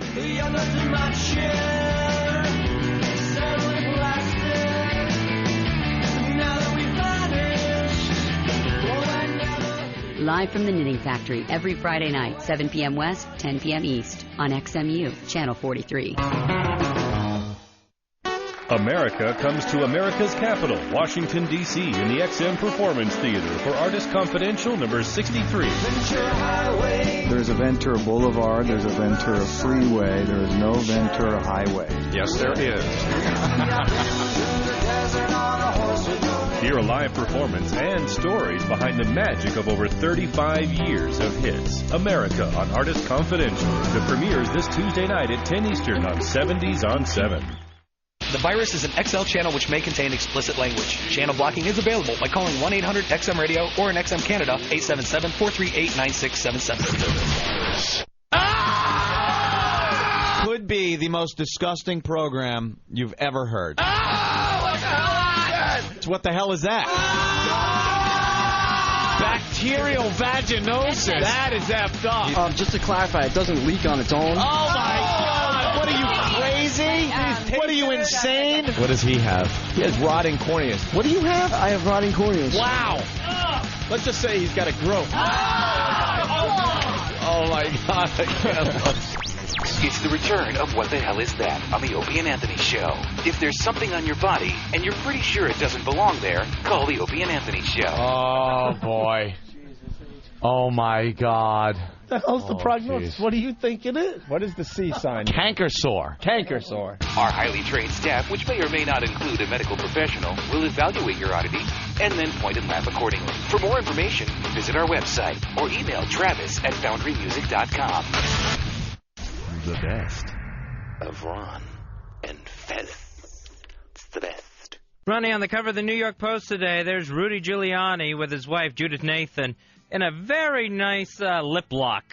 Right there, full-size photo on the cover of the paper. And you know what it should actually say under this is, what happens in Vegas stays in Vegas. It just looks like, and no offense to the world's mayor, but it looks like he's paying for it. And if you look at her diamond necklace and the diamond ring, maybe he is fizzy in his own little way. Yeah, she is dripping in diamonds like she's Zsa Zsa Gabor. Now, I was watching a little bit of The View today, and the little Republican View person, I forget her name. Elizabeth Hasselbeck. Right. She's like the only conservative that they have there. And I guess she's already worried about Rudy because, you know, he's pro-choice. And she's like, by the way, she is to The View what Alan Combs is to Fox News. You know what I mean? She says, oh, he's the other one. Like you're supposed to believe for a second. All right, so she said, this makes Rudy look weak because the woman is kind of controlling him. His wife has his face. She's up higher than him. Right. And I'm like, I don't know. I know a lot of powerful guys that don't mind being on the bottom there. You know what I mean? Like sometimes you hit a certain age, like Rudy is, and he's like this. Why don't I sit back, put you up there? I can still see the game. Everything's fine, and I'm not going to have a heart attack. Yeah, she's sitting on his lap. I think it's really to show that prostate's not bothering him at all. I got to say this. I think he comes out of it looking good. I know some people might disagree because it's not what you would call a presidential picture, but I think she looks fantastic in this shot on the cover of the Post, and I think it's a great reflection for him. I think the point he was trying to go there was to kind of humanize him because she's the other woman, you know, that broke up his marriage, if you go by that logic. And I think it just shows that he's a guy in love, and it kind of puts faces and a relationship there to a tabloid story. So it's okay if you cheat on your wife if you're in love? Yeah, because he's with the one he really loves now. For now. Right. So if this goes on in the White House, people will be furious again. But it's not like he's the first person ever to be divorced and be heading into the White House. Ronald Reagan was divorced. He was the first kind of big family values guy, and, you know, he walked out on his chick, too, and I think was dating around before as well. And he can't be the only one, right? There had to be somebody before or after Reagan. No, I think Reagan was the only other one. The only one leading up to now? Yeah, I think he was the only divorced one. Interesting.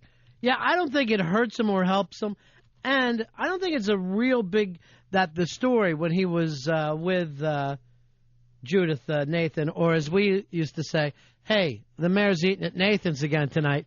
I don't think that was a big story outside of New York, because remember, he wasn't the world's mayor then. Exactly. I think what probably hurts him with this photo, especially with the conservatives that he's going to have to win over, she doesn't look like the dowdy, traditional first lady. She doesn't look like Barbara Bush or Laura Bush or Bess Truman even.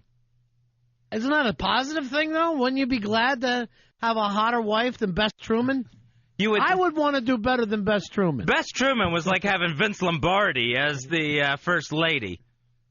Well, talk about the first Mrs. Bush, Fez. And who, Ed Asner? Yeah, I'm going to go in that direction. Here's Mike. Mike, you're on the Ron and Fez show. Yeah, I just want to say I don't think it's wrong for Rudy to have a younger woman. I think it's good for him. Yeah, I gotta agree too. I think it makes him look like a guy who's still virile and still alive. Yeah, you know, he doesn't look like the separate bed types the way Nixon was. I don't even think Nixon slept in the same room with his chick. No, if Pat could have slept anywhere outside of the White House to get further away, she would have done that, Pat Nixon. How do you know it wasn't Richard Nixon's plan? You know, it mostly goes, look, I'm willing to put 2 beds in there, bunk beds. What do you say to that, Pat? That way we're married, pal.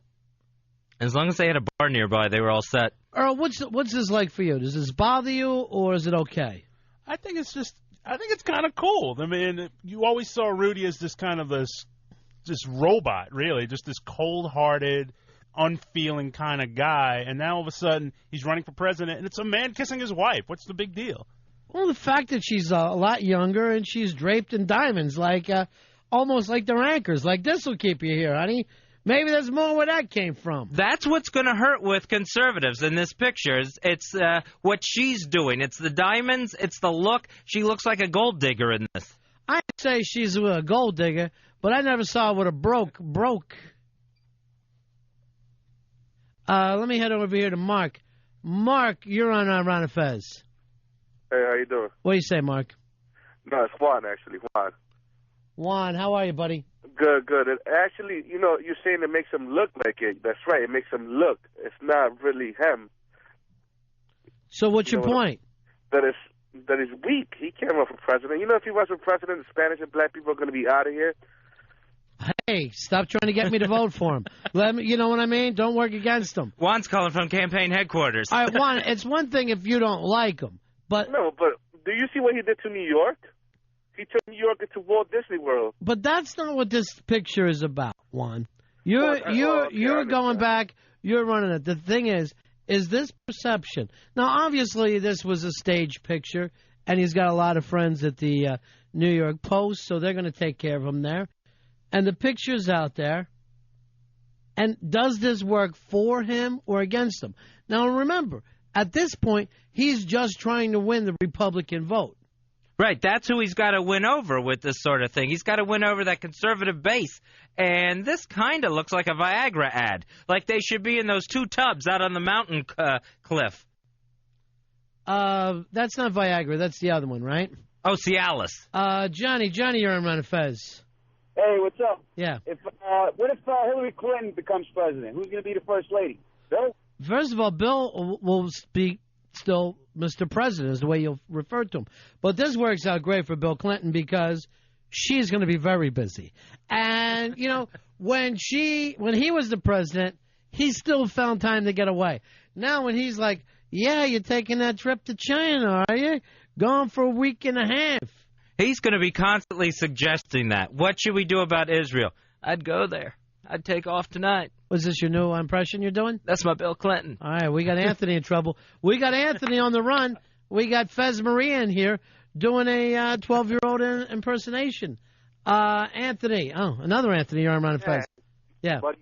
I think this is amazing. I'm looking forward to Rudy being president because he'll have his first presidential address at Hooters. It is starting to seem that way. Now, he was always the no sex, no fun guy. He's the one who cleaned up Times Square. And then, here he is. Hector, you're on Ron and Fez. Buddies. Yeah. Yeah, I swear, I get the Post every morning, and I sit down on my desk, and I saw this picture, and I start drawing, like, little bubbles of what they're thinking. Right. And I just, I couldn't think of anything but dollar signs. I drew little dollar signs.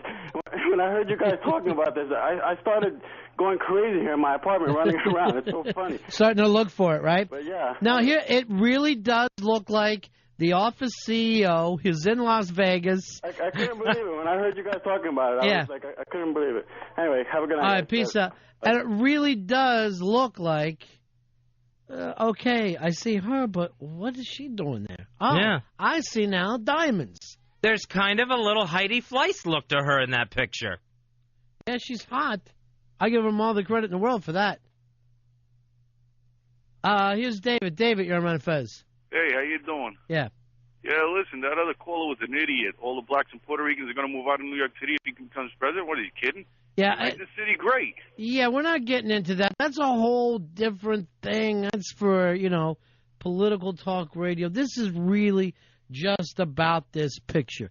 And if you lived anywhere else in the country and you didn't know much about Rudy other than 9/11, and then suddenly you see this picture of him making out with, and I hate to say it looks like he's making out with his own attractive daughter, and you're like, what is he up to? What is Lolita doing sitting on that guy's lap? So this is Mayor Giuliani on the cover of the New York Post today, and it is just full size. It's taking up the whole front cover. Yeah, and it really is a great picture.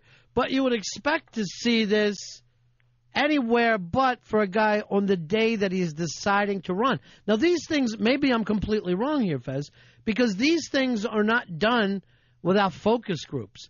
And maybe they gave it out to enough people who thought to themselves, wow, this really changes the way I think about Rudy. Scott, you're on Ron and Fez. Yeah, Rudy's going to get the hillbilly vote once they find out he was married to his first cousin. It really, oh yeah, I forgot about that. You know what? Yeah, if you're really conservative, wouldn't you be a little bit glad that he divorced his family? You know what I like best about that guy? He no longer is with his cousin. If I had even attempted to be with my cousin, my dad'd still be punching me. Maybe my family's even more conservative than the conservatives, Fez. So Judith is the third wife. He's a double divorcee? I don't know. I can't tell you. I don't know all the details of it, Fez. Behind the doors of Gracie Mansion. The weird thing about this, though, is Rudy now has that look of the Little League father who's much older than the other fathers, which nowadays is starting to change a little bit. I know a lot of guys in their 40s having their first kid, or they're on their second families, and maybe this is going to appeal to those voters, Fez. Easy, son, don't throw the ball too hard, Dad. Yeah, I ended up at a kid's birthday party a week ago Sunday. You're going to get in so much trouble. And there were so many grandpa-type dads showing up to pick up their kids at the end. Well, that has become, in the last 20, 25 years, the way to go. Yeah, with dads getting older and moms getting older. There was a new study out where women 30 and older that are giving birth, highest rate in nearly 40 years. Yeah, but men are a lot older than 30 now when they're starting to have kids. Or like we were talking about before, second families. I mean, you see Warren Beatty and Woody Allen did it, and it's when you see that like it's happening like in Hollywood and all, it later becomes somewhat a reflection in the rest of society. And now I got a lot of friends, 40s, 50 years old, and they got little tiny kids that they're running around with. Good idea or bad idea, Fez? Which is better, young dad, old dad? Young dad's much better. What about for you, Earl? Young dad.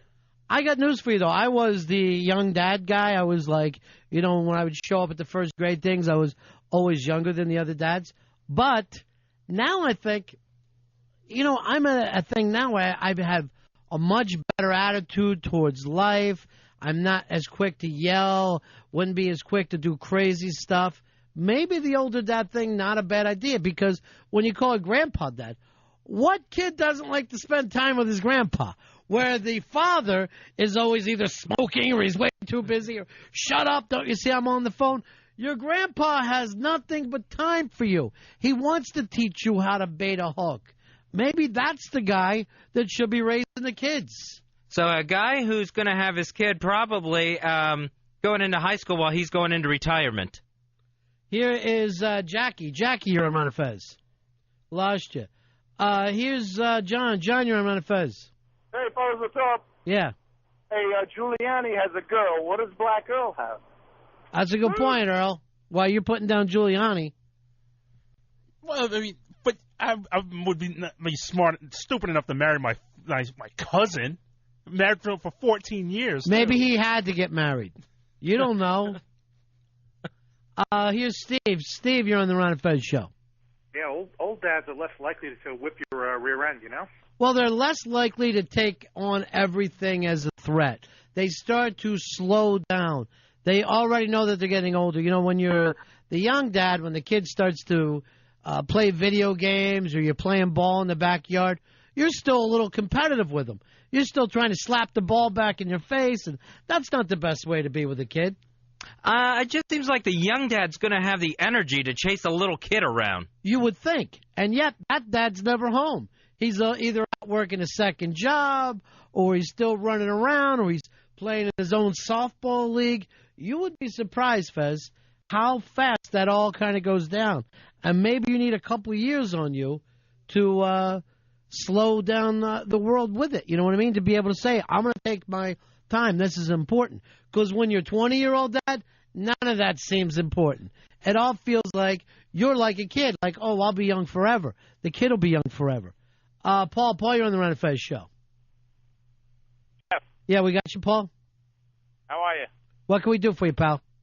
Son, I'm just saying, my father, when I was born, my father was 50 years old. Yeah.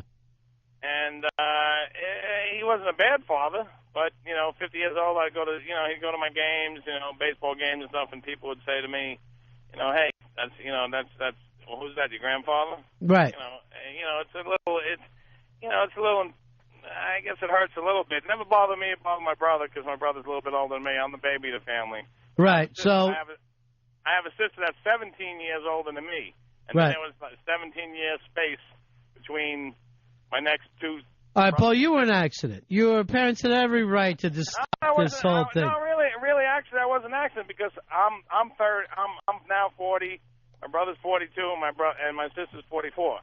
But there was just a big space in between. But when my father was 50, he had to go out, he had to work, he had to do you're talking back in the day, like I said, and he was a good father, but like I said, it's hard for the child rather than because. Well, and that's only because the way you felt like society was reflecting at the time, which was 40 years ago. But now, once again, things change. I mean, remember at one point, if you had divorced parents, it was like, oh, I was the divorced kid, and everybody in the neighborhood looked at me. Now, of course, that's really no big deal. Doug, you're on Ron and Fez. Yeah, hi, I'm an old dad. Yeah. And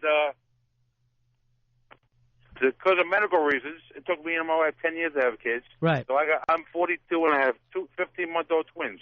It was the best thing that ever happened to me. And do you feel like you're better able to appreciate it now than if you were younger? Of course, because I've been through all the stuff, all the trials and tribulations of not being able to have kids. Right. And seeing everybody else who has kids who were young, who were screwing it up so badly. And exactly. Now I feel I'm doing much better. You really do kind of screw up a lot of things. And remember, like if you have kids in your early 20s, you're still dealing with stuff like road rage. You're still partying with your buddies. There's still a wild side to the dad in his early 20s. And he's still kind of, for lack of a better term, stupid. He hasn't matured yet. He doesn't understand the way of the world. Here's Dominic. Dominic, you're on Ron and Fez. Hi, how you doing, Ron? Fez? Yeah. I had my kids young. I figured that way I could take them up until, they were in their 20s, 30s. I could still beat them. Now you have your kids when you're older, kids 7, 8 years old, kicking your ass in the yard. Well, you know what? The weird thing is now I see a lot of kids beating up their parents, and it's not like I could ever throw a punch at my grandparents. My grandmother would have choked me out as a little kid. I don't know what goes on with the children of today, somehow figuring that they're tough enough to take on people. My grandmother would have been 80, would have gouged my eye out before I would have been able to spit at her, like I see some of these kids doing. Jay, you're on Ron and Fez. Hey guys, what's up? Yeah. I have an older dad, and you know what? He's so much more easygoing. I used to get away with murder when I used to go to school and I used to go out clubbing. And it seems like the younger dads, they always got something to prove, because a friend of mine had a younger father. I couldn't get away with nothing. He used to discipline me and his son. And he used to punch me, and he used to hit me, and he used to say, your father, I don't know what he's doing wrong. And I'm like, hey, he's not bothering me like you. Right. I mean, sometimes with the more mature dad, he has that thing, he has the years to go, This kid is going to work his way through it. And that's why you ever notice, like regular families, they get less tense. They're more tense with the first kid, second kid, third kid. By the time you get to 3 or 4, they're like, yeah, whatever. Oh, he's wearing eyeshadow. Do not worry about it. Oh, look, he's just joined ballet. You know, Reagan, his first kids he was screaming at. By the time he came along to the ballet dance, he's like, whatever. Who cares? Put on tights. No one cares at all. By the time my parents got to my little brother, it was all on automatic pilot at that point. Yeah, and it's not a bad way to be. It's a way to let that kid find out, you know, he gets his wins and losses, and it's about him. It's no reflection on the dad when it's the 25, 26-year-old dad, and he sees his kid strike out. That's the one who's, like, screaming at the umpire, jumping over the fence, and swinging at people. You're never going to see the 50-year-old dad caring. He's like, whatever. You think you're going to make it? None of these kids are going to make it to the pros. What do you say we go out and get pizza? David, you're on Ron and Fez. Hey, Ron and Fez, how are you tonight? Yeah. Great conversation. Always. You know, I'm 39, and I'm just starting to plan for kids right now. And I have to tell you, I think you're right on the money with the maturity thing. That I've never felt more comfortable with myself. Right. You know, and ready to, you know, more settled in. And you're right, the road rage, even simple things with my career. You know, what's more important, spending time with a child right. or working. All those things. You know, my father was a workaholic and worked himself to death at a young age. Right.